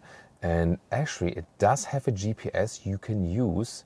It's maybe not as good as Google Maps or Apple Maps, but the first time we were in a Toyota, and I also saw the shuttle drivers using the Toyota internal GPS. So that speaks for it, indeed. So, and then the base system here, I deactivate this beeping sound because it drives you nuts, by the way. It doesn't have too much things, but most of the time you will use it for the smartphone mirroring anyway, and that is a very nice large integration of Apple CarPlay or Android Auto. So now some music. That is actually a very good sound here in that. Wow, that is amazing. Woo. I mean, this vehicle has some, in a lot of ways, premium touch. And by the way, this is here another volume adjustment inside the screen, but there are also real buttons. Well, to turn something for real is the climate unit, and that is also great for the easy user interface. Vent strength is here, but to me the most important is I can actually just change the temperature slightly and easily while driving. Inside of doors, it has a structure, that's nice, but it's actually hard pack. So I used my door for that, but it looks actually quite decent. The doors do not open that wide. That might be a problem for getting child seats in and out, but you do have Isofix on the outside seats each, and also the nice soft touch leatherette here for the rear seats. You can also change the angle of the seats here a little bit, make them more upright or put them more behind, and the seating comfort is actually quite decent. It is not segment leading in legroom, better than the CHR, but it's getting really close when I'm driving in the front. But if the driver is a little bit smaller, it's fine, and you can use this car with 4 tall adults. That is possible indeed. So better than the CHR. The RAV4, of course, has a little bit more space, and if we take a look at the external competitors, VW Tiguan would be similar. The Tiguan is a little bit better, but it's also the bigger car. Honda has the best package. Already the HRV, the small one, offers great legroom in the rear in comparison to other vehicles in the segment. And the CRV, of course, really good. So they are not segment leading here, the Toyota Corolla Cross, as for legroom, but headroom is actually totally fine. There's a lot of headroom left, and the quality here in the rear also seems fine. Cup holders are not adaptive though, but everything else feels and looks good. 2 USB-C chargers here in the lower part, by the way. Let's take a look at the trunk or the boot. Brian, you're from the UK. Is it boot at UK, right? It's boot, That's right? boot. Yeah, boot. So that's why I always say both, trunk and or boot. And in Germany, by the way, it's Kofferraum or Gepäckraum. So Kofferraum is more like suitcase area in a direct translation. Listen and repeat, Kofferraum. That's the new German vocabulary here on Autogefühl today. Yeah, Gepäckraum would be more like loading area, and you can say both actually. 430 liters it is here, or 25 cubic feet. Let's take a detailed look. The only thing I don't like is this cover here. I mean, it doesn't have a sharp edge, that's good, so that's, no problem. But here you don't have any gap in here, so you always have to do like this to remove it. You can live with it, but it's not ideal. Here, a lot of space indeed, and these gaps here in the side, they are very well done, because you can use it here, for example, for Brian's laptop bag, or here for my backpack right there. So very well done indeed. And the minimum width here is about 90 centimeters or 35 inches. That's already good. But I mean, here then, if you use then these gaps on the inside, it's like acres of space in width. That's very well done. And here the length is about 85 centimeters or 33 inches. So that's already quite decent. And the height, I mean, there is a small loading sill step here, but that's then meaning you have 80 centimeters or 31 inches of height. That's good. You fold the seats, you can grab over from here. You do have some kind of step then here, because the suitcases are also tied together. So there is this step right here. But then again, you get the full height here. So that, by the way, underneath the cover is nothing in the hybrid version, at least here. So, and then the full length to my seat as I would be driving is about like 165 or 64 inches. Let's take a look at the engines here. So in the US market, for example, most important and the main engine is a 2-liter naturally aspirated engine with around 10 seconds in the acceleration figure.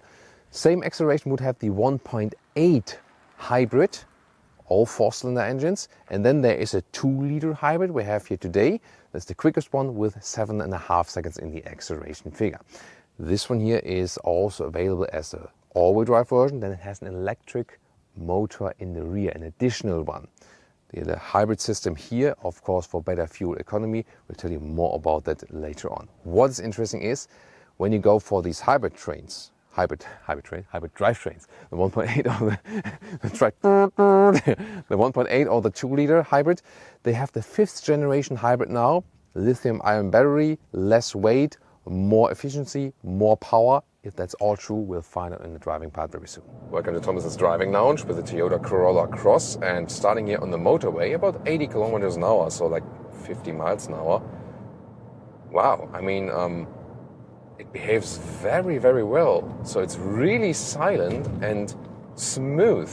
So Brian also, that's what was one of the first things he told me when he was entering the car and we were getting on the motorway and just getting off now so I can enter again to give you something of the acceleration. It is indeed super smooth. And let's just, hit the accelerator pedal when we go uphill and go 60 to 80. Let's see how smooth that is. Well, that's it. That was almost 85. So it's quite okay, I mean, you still have this CVT-alike feeling, although it's this, e-CVT in the hybrid. So, but it's definitely less than before. So also the acceleration feels less hybrid-alike, I would say. So it indeed feels like a more premium vehicle, I would say, and definitely like a baby RAV4. You sit a little bit lower and it's not that large around you. Yeah, and also like from the things you feel, see, and touch, and so on. This is really a notable upgrade. Also, how the infotainment works and so on. So now at 100 kilometers an hour, 60 miles an hour, and it's still reasonably silent. Although the tarmac here around Barcelona is quite rough indeed and does give a lot of noise. We can also have the adaptive cruise control in this vehicle, depending on the trim level, of course. Set now to about 100 kilometers an hour or 60 miles an hour. You have different assistance systems. You also have the lane keeping assist, the active one. Now it is active. Let's see how smooth we are kept in the lane actually. See here so far, no hectic steering movements. Very smooth. There's also blind spot monitor. At the moment no one is overtaking us, but there's like a blinking then in the side mirrors. Now it already complains. Unavailable soon, take control of the steering wheel. There we go. So far. And that's also a thing with this vehicle. They get the latest generation of the assistance systems by Toyota. So latest hybrid technology and latest assistance systems. There's the blind spot monitor. When you hit the turning indicator, there's also a flashing of this warning then. And about this hybrid system, the first thing we mentioned to you, so it is more powerful now that you don't get this typical slow feeling, It is still a little bit, yes, and they usually don't put the most powerful engines in these vehicles. That's not what they're best in, but it's definitely a little bit quicker than before. This one here is the 2-liter hybrid we're driving, goes 7.5 seconds from 0 to 100 kilometers an hour or 62 miles an hour, and that is already quite okay for a car of that size and for this segment, definitely. So at the same time, they say they are more efficient, and at the end of our test drive, we'll also try to confirm that. So, and that's the thing, more power, yet at the same time more efficiency. How do they actually gain that? A little bit of weight losses. There's lithium-ion battery now being used, and also they reduce the friction inside engine parts, and these are the measures they're trying to achieve that by. So at the moment we're about 5 liters on 1 kilometers, which is a typical Toyota hybrid consumption. And we'll see if we can also keep that up at a later stage when we drove for a little bit further. But considering this is motorway driving here now, which is not the best ideal situation for hybrid, it's more like when you have city traffic that you can make use of some recuperation, that's totally fine.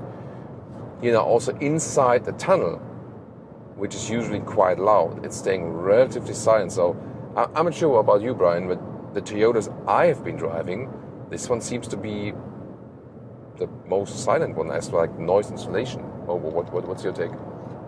I'm actually kind of blown away by this car so far. It really delivers a lot more than I expected of it. A really nice ride, also suspension-wise, you know. So we also had some rougher roads. We are now at like, you know, normal average motorway speed, and the suspension is really doing a good job. So it's smooth, but at the same time it's actually like sporty enough. We're here at the moment at 18-inch wheels, once again in that tunnel here, and they also offer 17-inch wheels for entry-level models.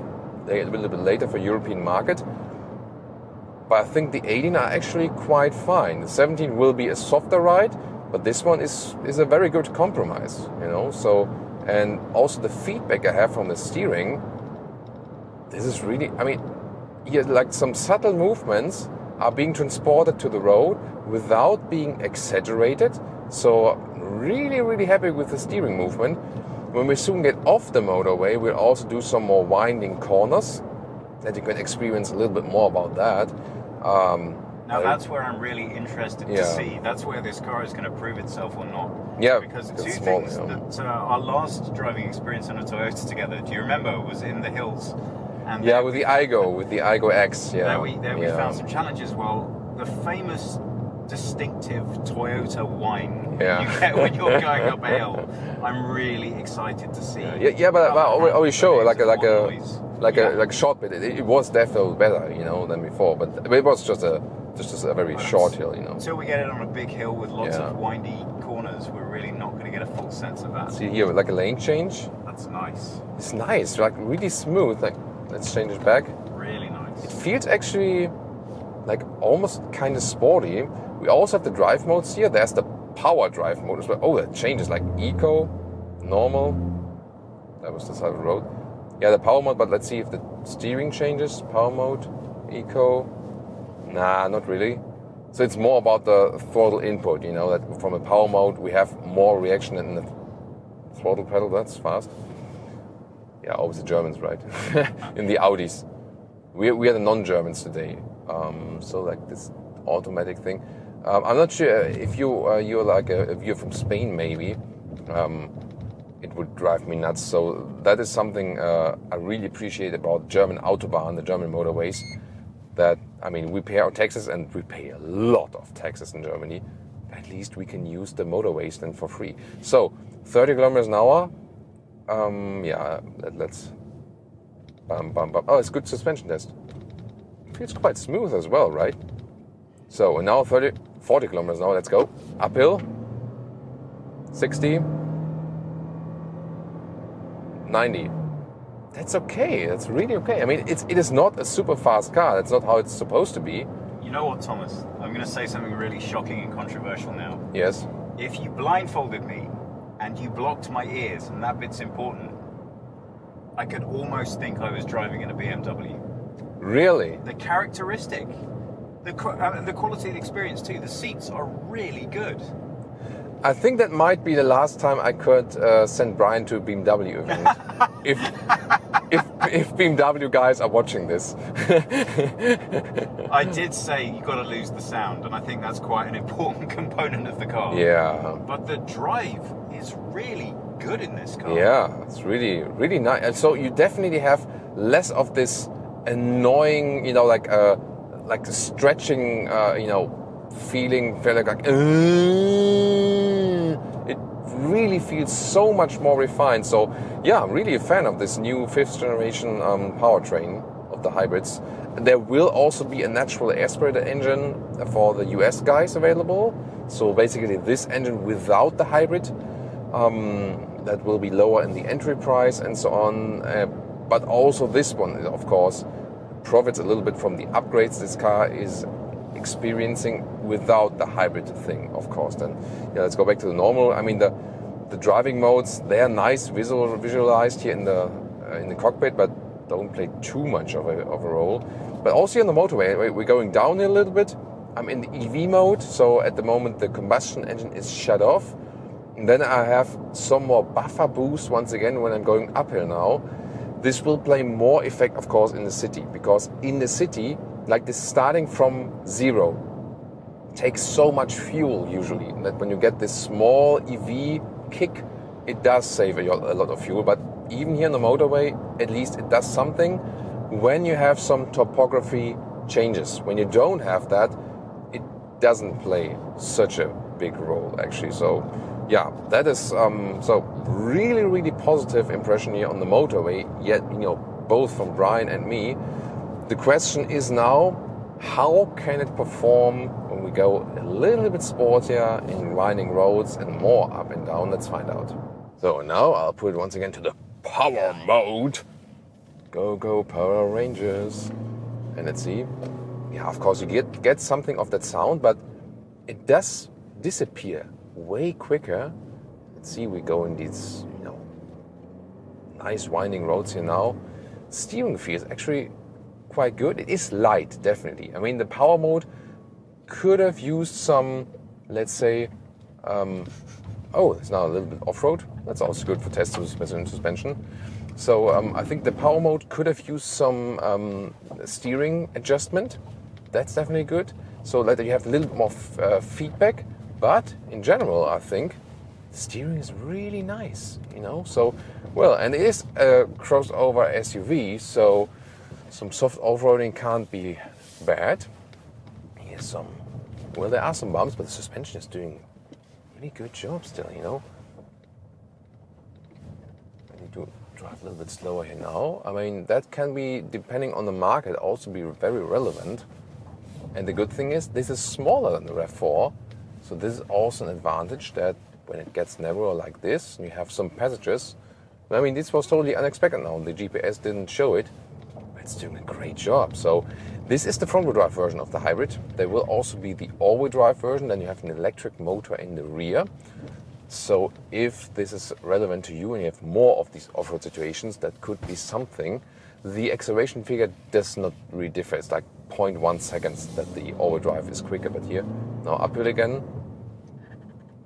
it's really excellent. So I really have to say, from the whole drivetrain, from the noise insulation, from how the car handles, I mean, leaving aside like special versions, like like a Toyota Supra or something, which has these BMW genes, as a sports car. But let's say talking normal cars or SUVs at Toyota, I think this is easily the best Toyota I have ever driven. And yeah, Brian is just nodding. So because it does everything very well and smooth. It is fun. It is comfortable. It gives you almost kind of serenity, although it's not the biggest car, while driving. But it's still a Toyota. Yeah. At the end of the day, a lot of the time when you buy a Toyota, you have to kind of shrug your shoulders and make your peace with it and say, but at least I got a great car out of it. Yeah. I just have to live with it. I don't think you have to live with this at all. I think you get this really car nice. and you say, great, this is actually exactly what I want. Yeah. Now, winding roads again, tarmac. Yeah, maybe a little bit more feedback from the steering wheel, but that's just a feeling thing. But, the thing is, it is kind of precise, and it also reacts on short movements without exaggerating. So they also got a quite good steering feel here over these bumps. Even if I go over them in a little bit faster way, it doesn't, crush our lower back or something. I would maybe stick with the base version of the car to get fabric seats. That these will be available in Europe, already available in the US. If you want it more breathable, it's breathable, right? Yeah. Yeah, it's breathable. Yeah. This just is better for a hot climate, I would say. I can just stress again, it handles very well. It doesn't shake up too much. The steering is also fine. So from the whole driving characteristic, yeah, I mean, this typical, there is no gearing, feeling. It is still somewhat there, but definitely less than before. So it's not a big issue then, and it's also not lacking power. I mean, we're going uphill, uphill, uphill, and it's definitely not lacking power, So, and yes, now the consumption went up a little, but as long as we're keeping it straight. So even motorway is some 5 liters on 1 kilometers. And that can be less when you have some city driving only and really make use of this hybrid drivetrain. And this can be very dangerous to a lot of the competitors. And we were still debating, I think it can already be compared to a Mazda CX-5 and maybe already to a VW Tiguan or a T-Roc, Honda HR-V or CR-V. It is somewhat in between and therefore can be dangerous for all of them, I guess. I think so too, and I think it's a really well-positioned offering because there's definitely something within the market that says, I want a little bigger but not that bigger. And I think Mazda have proved with the 5 just how popular that vehicle is. Yeah. This brings something genuinely new into that segment, and I really think you have to give it to Toyota. This to me is knocked it out of the park. The only thing, obviously, always is the fly in the ointment is will the pricing match within the segment? Yeah, that's the thing, and that's the big difference indeed. Here in Europe, they start selling it as a high spec. In the US, you can also get a low spec, low price, or some kiddies.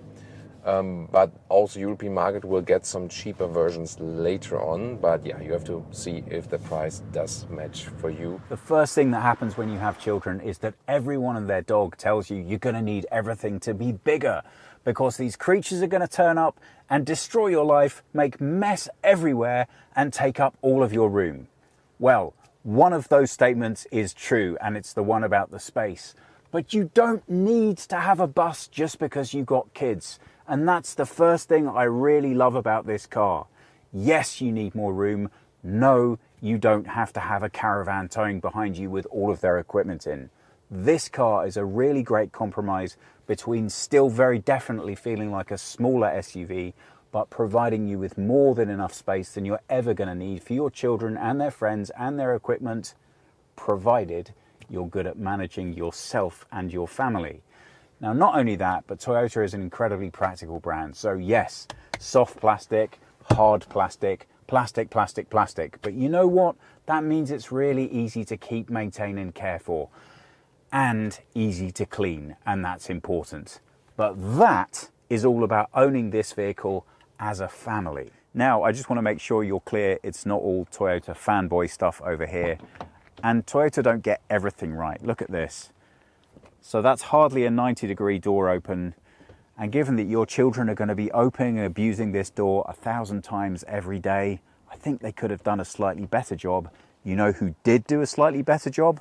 The Mazda CX-5. And let's be honest, most of the time you're going to be driving any vehicle you bought for family use is just going to be you all by yourself, more likely than not, taking 4,000 trips every single week to the supermarket.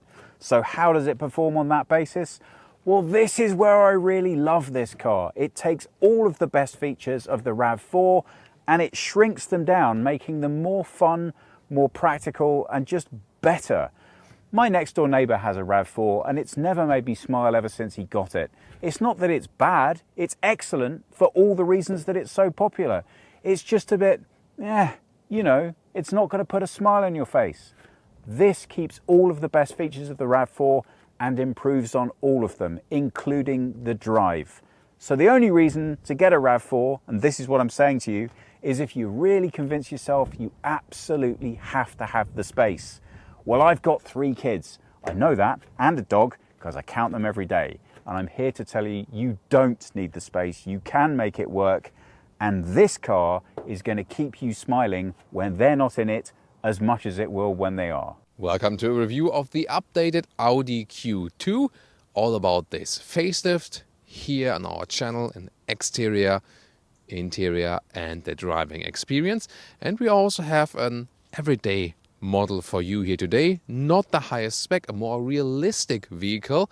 We also show you the high spec as a comparison, but here a more realistic vehicle for you because you requested that. Let's now go with everything you need to know in full HD, full screen and full length. Let's go.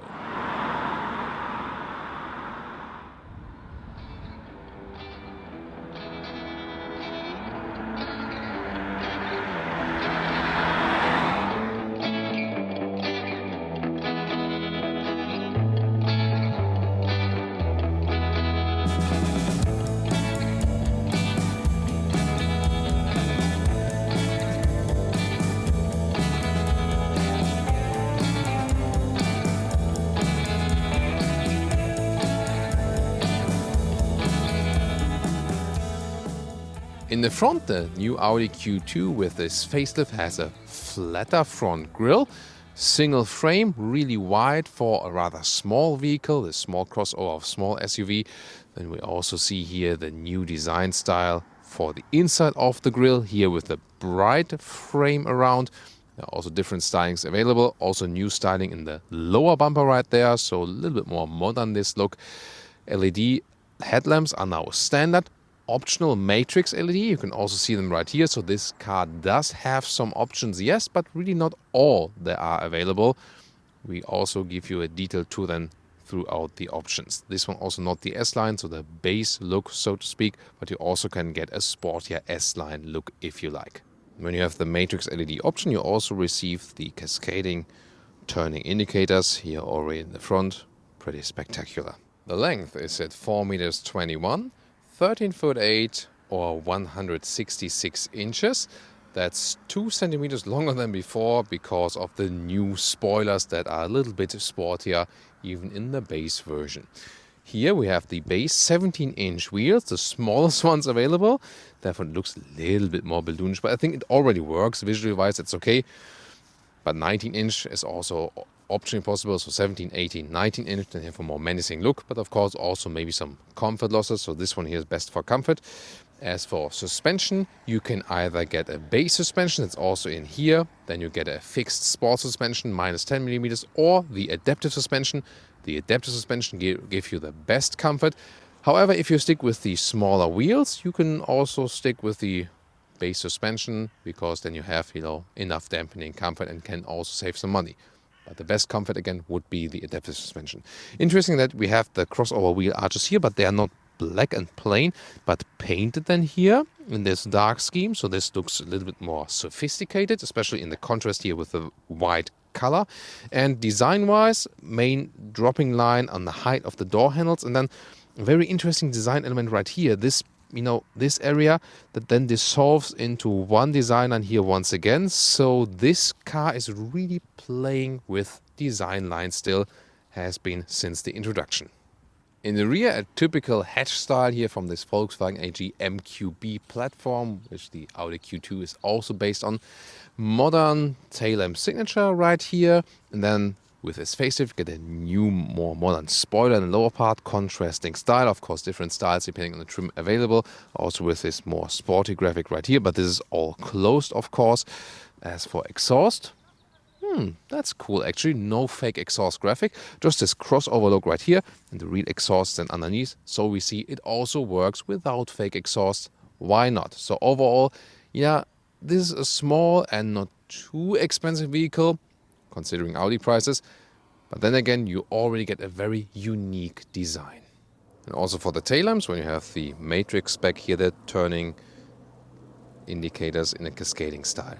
And now the other end, basically the high trim version, this here the S-Line, sportier design elements, also the Edition 1 launch model here with black Audi rings, black frame around, quattro citations, and a wider graphic here in the lower end. This is not a real air intake, just a fake graphic, so to speak. And also this aero gray color has kind of a matte scheme, but it's not a real matte color. But very interesting to see it, how the design really differs from the low trim to the high trim. This, of course, has a more menacing look, also with the biggest 19-inch wheels, the biggest one that are available. And also in the rear then with a sportier contrast graphic in black. Which one do you like best? Is it too much for a Q2, or would you rather go for a high trim model? Of course, you also have to think about the price, that between our low spec model and the high spec model here, with all the extras included and so on, is easily about 15,000 euros or dollars difference.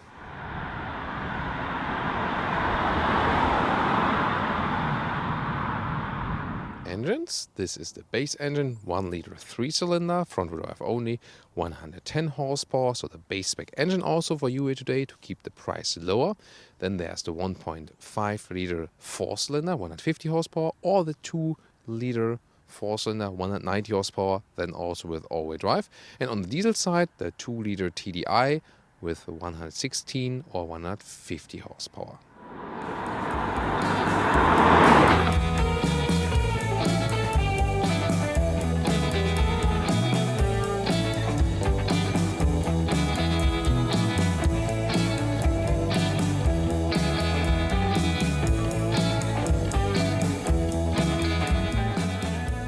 Key fob, rather traditional but good in the quality. You can still fold out the real deal. Door closing sound is solid.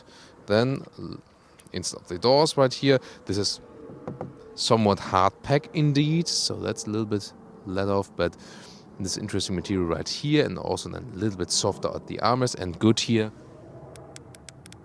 Clicking sounds for the window levers, also galvanized, that's really nice. Reasonable door pockets.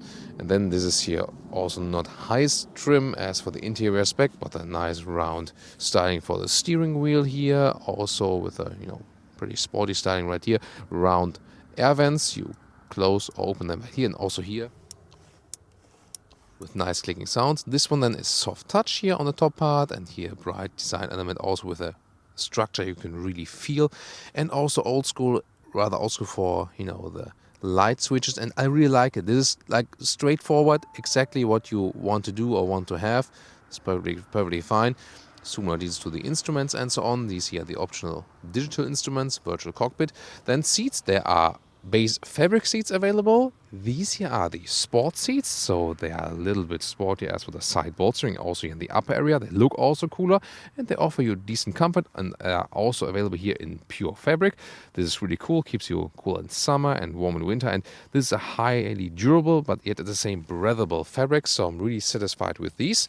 Shoe tap first to get inside, and these sport seats really deliver you decent comfort. They are good also for tall people. 1.86 m or 6'1", enough headroom. There's also an optional panoramic roof available. But here the seating comfort is really good. You don't have the highest SUV type feeling. It's more like between SUV and crossover, but already feels more upright than in a normal small or compact size vehicle. So this rather here the compact segment. So I'm really happy with these seats. So you can also go for the sport seat form. By the way, also available with a microfiber share, for example. Then manual control of the steering wheel, good smooth process, and really goes wide up and down and towards you and so on. So although it's not the biggest car, you can already find a very decent position right here. You can pump it all up, y'all, like this. And also then manual control here, front and back. There are also electric seats available, but I mean, as I said, it's cool that we can also show you a car that does not have everything. And for what it offers here, already actually quite decent. So I'm really happy with the front cockpit here. Interior overview with a rather classic styling. Soft touch dashboard, and here more round vents again. Nice clicking sounds and so on. Audi badge right here. It's also an interesting structure. And once again, all the buttons are so well processed. You have the acoustic feedback here, for example, for the drive select, which will have more, more effect when you have the adaptive suspension, because then the suspension adapts to the drive modes. Then a classic AC unit right here. My favorite one, also with the clicking sounds once again, and it's so straightforward to use. The central screen here, it cannot be pulled in, it's just on and off, but there's like an off function at least available. Either 7-inch smaller one, or this one here, the 8.3-inch optional, both with Apple CarPlay or Android Auto support. And on the left side, you start with analog gauges, and an optional these 12.3-inch digital instruments, virtual cockpit, zoom or deals to both of the screens. Steering wheel here is now when you have the assistant systems package, also capacitive, that you just touch the steering wheel and then the car knows you're still there for the assistant systems. Right side here with the volume control, left side to control the digital instruments, and everything is really straightforward how to use this vehicle. That's what I like. It's a more old school approach, but honestly, the more old school approach is sometimes even better. the key here still to be put in the steering column here in the classic style, in this case then here. Lower part, smartphone connection, USB-A. The place to put your smartphone is a little bit, yeah, you know, I don't know, that's maybe a little bit doubtful, but you could also put out these cup holes and then put it in here. This would be possible, but then you have no cup holders left, so yeah, have to decide about that. Then manual volume control in the lower area. Here today with the manual transmission. Of course, you can also get automatic gearboxes for this vehicle with the S-tronic. And then this lower control knob here, MMI, also again with the clicking sounds, because there's still no touchscreen for this vehicle, but you can control it very well while driving. So can argue pro and con definitely, and some hotkeys. And then we also have this armrest right here, nice fabric cover, well attached, and underneath there's more USB-A charging here for a second smartphone, for example. There's also an inductive charging pad underneath. The virtual cockpit here, crystal clear view, really cool. You can control what you want to see on the inside, for example, also part of the map. But then you're also flexible to switch the whole view like this to have the map all over the place. And you can also zoom in and out just with your left thumb. Again, that's actually was it was a technology stage where we see everything is easy to control, still with manual knobs and so on, but we already have digital integration. I think a very good solution. And details to the screen right here. You see here, this would be again more relevant when you have the S-tronic dual clutch transmission for the shifting characteristic, or also then for the adaptive suspension. And that main menu is actually quite easily done. GPS looks like this. To put in the address, for example, you can also write, for example, that wasn't B. So in this lower touchpad, that would be possible, or just take a look at the map directly, like this. Also with a nice satellite view. You can also deactivate it if you want to have a better overview for that. That would be possible. But again, straightforward, I think. Apple CarPlay integration works like this. There's no touch then here available. That is unusual for the Apple CarPlay then. However, you can still control it very well while driving, especially with this MMI knob. And then different sound systems are available. Let's just listen here to our current one. And yeah, even the more basic one is actually already quite good. Now to the rear compartments. Here we go. Also hard pack right here, but softer than right there. And you can see the same fabric styling also for the rear seats, and looks actually quite good. Nothing too fancy, but also nice. Again, this feels really good from the surface as well. And let's see what about the legroom we have right here. It's not too long, this vehicle, but it exactly fits when I'm also driving here in the front. Again, 1.86 meters or 6'1".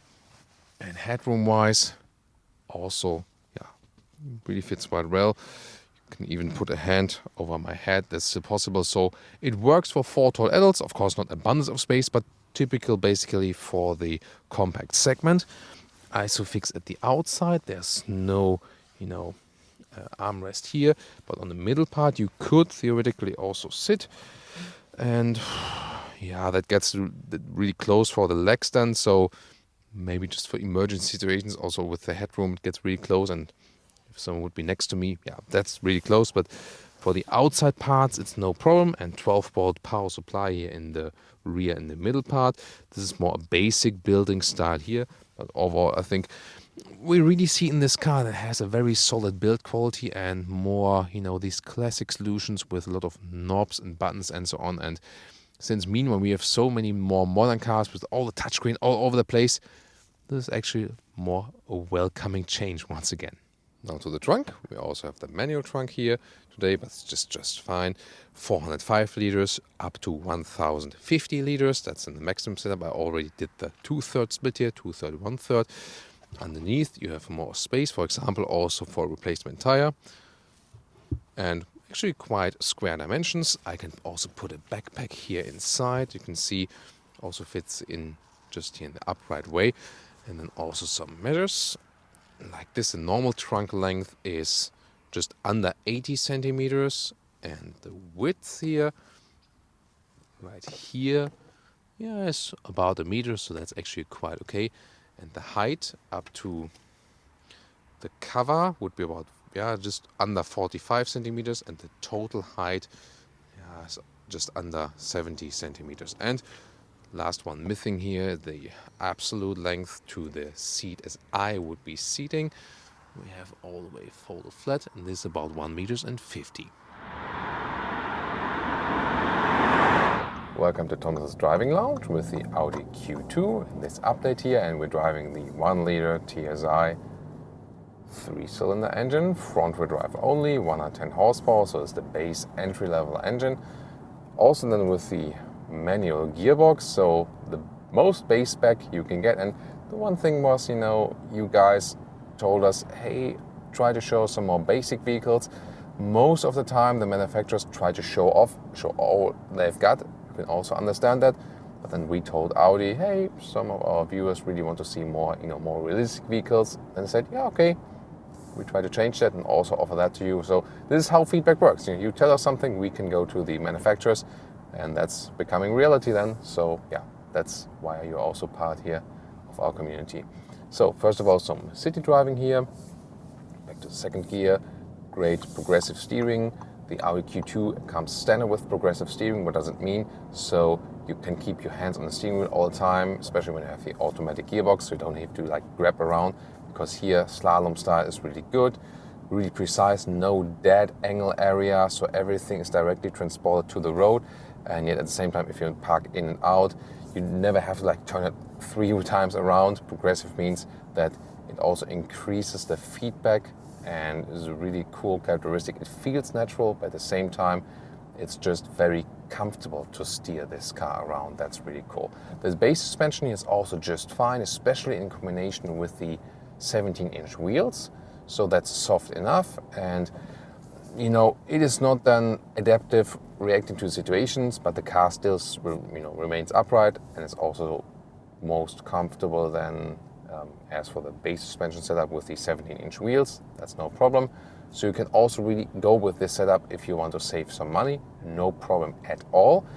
If you want bigger wheels, then you could go for the adaptive suspension. The adaptive suspension gives you a better variety between sportiness and comfort, and depending on the driving mode, and in general also gives you more comfort also in the base comfort mode. And then you could, for example, also go with 18-inch wheels without losing too much comfort. That works. Here again, see, you don't have to turn the steering wheel that much when being in this roundabout. Getting out, once again, a sporty driving feeling, so it is somewhat fun also to drive this vehicle. It will be a little bit more fun when you go, for example, adaptive suspension and put it to the sports mode. Then you can have some, a sportier driving moment for that. Of course, also the more powerful engines will be a little bit more fun to drive. But when you rather roll, for example, and drive it calmly, you can also live with the small engine. We start with city driving here. We head out to the motorway right now to show also some more of the acceleration of this vehicle. If this small engine is enough then for these situations. It is a turbo, so you can always get something more out of this turbocharger than when you rev it up. Yeah, and manual gearbox is also just fine. So there's not too much resistance, but yet at the same time you get a feedback when putting in the gears. The shifting lever also sticks out enough that you don't have to, reach down too far or something. So overall, I think a very comfortable setup. And again, the straightforward user interface. It's not the newest one, but Michelle and I really agreed that it's cool. We have so many cars now which are super fancy, info touchscreen here, touchscreen there. And we also appreciate new technologies, but only if they're really helpful. For example, a capacitive steering wheel, which is now integrated when you have the assistance system package here, is good. Then you don't have these false positives, so the car knows when you touch the steering wheel and doesn't say oh, you're not doing anything anymore, I have to go back from this level 2 autonomous driving mode. So this is technology advancement, but sometimes when you make the user interface more complicated, that's not really technological progress. And here, controlling the temperature while driving is just so easy and straightforward, and that's what we really appreciate. Or when I control these cool digital instruments while driving with the manual buttons, that's a good interface. We have technology, yes, but at the same time we have something which is adapted to the human body, and the human body does not react to something that doesn't give you like a real feedback or something. Here again, good sporty fun. Now accelerating out a little bit, second gear, put in third gear. The 3-cylinder engine actually sounds quite good. So sometimes it sounds sporty in the 4-cylinder engine. Yeah, why not? Of course, I would, when I can spend a little bit more money, rather go for the 4-cylinder, because then you can keep it at lower RPMs. For the long-term durability, that might be a better choice than when you have an engine that has a little bit higher displacement figure, but you keep it at lower RPMs, for example.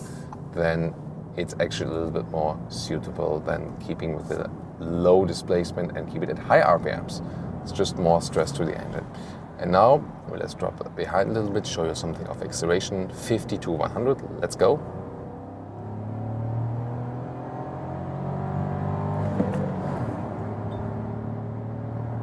Plop, that's it. So you see, need to push it really. There's not much happening, so especially when you have these situations where you need to accelerate on the motorway, then you do lack some power with this small engine. So if you predominantly think about this vehicle as a city vehicle, getting from A to B to C to D inside the city, there's no problem. You can also go with a base spec engine.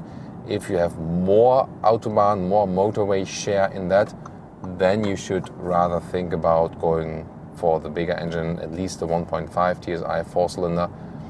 And if you want to have some more sporty fun, and if you can of course also afford that, then rather go even for the 2-liter turbo petrol engine.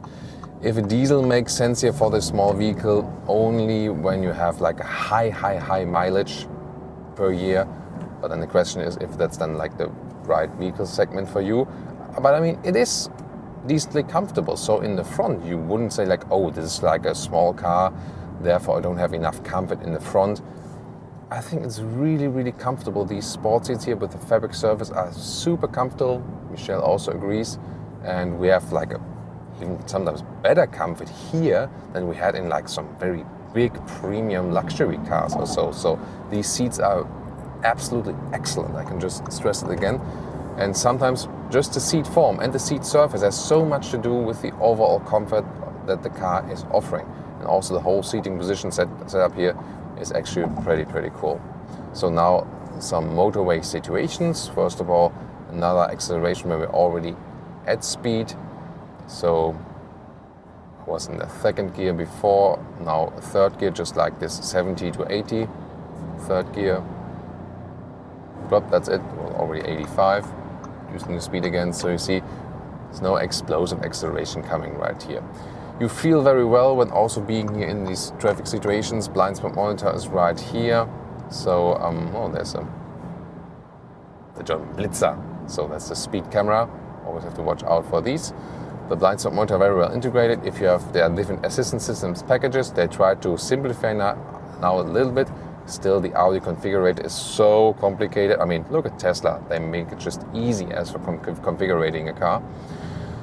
Blind spot monitor is really cool. Assistance systems upgrades here majorly. You can set the cruise control right here. In this case here, this is also just a normal cruise control, but you can of course also get an adaptive cruise control for this vehicle depending on the assistance systems packages. And then updated that you have like the, not only longitudinal but also, the cross semi-autonomous function that it keeps you in the lane. You can activate or deactivate it right here, and then depending on the grade, it keeps you here actively or less actively in the lane. Here this was reacting quite late, but sometimes also good because you don't have so much interference. And there again, blind spot monitor. And if you put the turning indicator, then it also flashes as an additional warning. So that's also well done. So, and then again, the capacitive steering wheel as an updated function for this semi-autonomous driving function. Here now at higher speeds, so we're now 1 kilometers. Let's put it like to a reasonable autobahn speed. Like to, and then people are not driving fast enough already. Welcome to Germany. We need to go to the left lane right there then to drive a little bit faster. Okay, we're at this. Listen, is it A6 all road?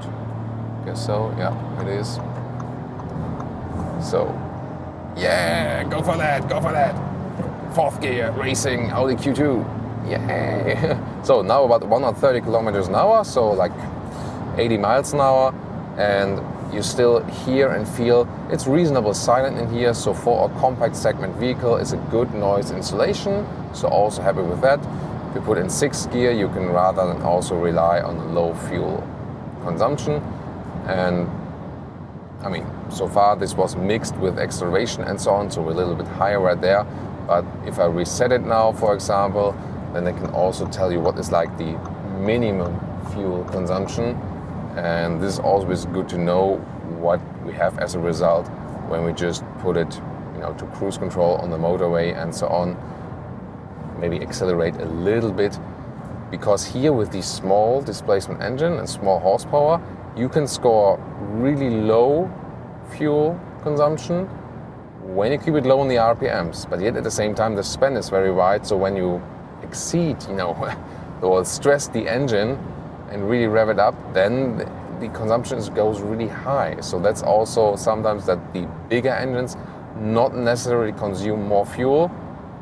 It really depends on, Here in the 1.5 TSI, for example, they also have cylinder on demand technology, that 2 cylinders are being shut off when they're not being used. So these technologies also, for example, help there once again. Set here the cruise control again, but again, here this is not the adaptive one, otherwise the distance to the car in front of us would be kept. But this is also the case then when we not have the highest spec vehicle. So although we have a small car, we feel quite comfortable here on the motorway. This is also not that often the case. So this Audi Q2 definitely gives you a good compromise. It's a car where you can do most things already with. You can fit 4 tall Ls in, you feel at home in the city. You can all drive on the motorway and have a decent comfort. That's also cool because of the upright seating position. It gives you a good noise insulation already. The engine, again, for the motorway, it's a little bit underpowered, I think. For the city, it will be enough. The 1.5 TSI might then be a good compromise between small and big. And when you rather let it roll and swim, so to speak, in traffic, you can score like some 5 or 6 liters on 1 kilometer, which would be then around the 40 mpg regions. That's possible, but then again, when you rather push it, then it would go a little bit higher. But I think this, 6 liters or 40 mpg plus something is a realistic figure you can reach when you drive this car, at least in a rather calm way. So overall, I think the facelift does not change too much here with the overall driving feeling of the vehicle. It's a very, very good all-rounder car, definitely. And considering Audi prices, one of the best price performance cars that Audi is offering here, and definitely also explains why this small SUV segment is still surging.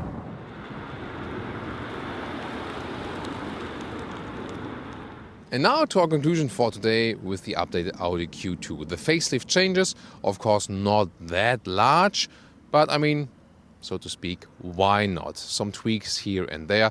Of course, they don't change the car at all in a, wide scale. Then exterior, I think it's still one of the freshest Audi designs. So it's really a little bit different with this polygon style all over the place, more angular design lines and a lot of design lines. On the interior, we still see a solid build quality and also this rather old school design with the MMI knob, with classic climate dials, and well, we know new user interfaces that are really complicated, so I really appreciate to have a more classic user interface right here. Space-wise, on the interior, you get along very well. You can drive this car actually with 4 tall adults, and it's still one of the most reasonably priced Audis. Of course, not overall if you compare it to the competitors. This car here with some of the options we have here, like 35,000 euros, but then the high spec one with automatic transmission and also the 19-inch wheels and so on, rather 50k. So of course, big difference between that. So I'm really happy that we could show you like a lower spec car here today. This is totally fine. And if you go here with the 17-inch wheels, it doesn't look that striking.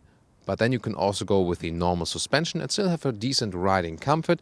If you go with bigger wheels, then you should probably go for the adaptive suspension to even out this comfort loss then for the better looks. Overall, a very well usable car, the smallest Audi SUV, very well to use in the city, but already with a nice comfort. Also great with the sports fabric seats here. They are a good choice, both in comfort and also the visual part. So, you know, this car here especially served Audi to gain new customers which didn't have an Audi at all before. So half of the customers of the Audi Q2 never had an Audi before. So that was a big success for them. And here with the facelift, they surely continue it because small SUVs are still the surging segment worldwide still. The bigger one above that would be the Audi Q3. Has also been updated. You can check out that review on our channel as well as the Audi Q3 Sportback, for example. The Q3 rather has a more, SUV feeling already. This one here definitely between SUV and crossover, but you already have a little bit more comfort than the normal compact hatch. So, what do you think about our impressions for today? Tell us more about the Audi Q2 in your opinion. See you in the comment section and see you at our next review.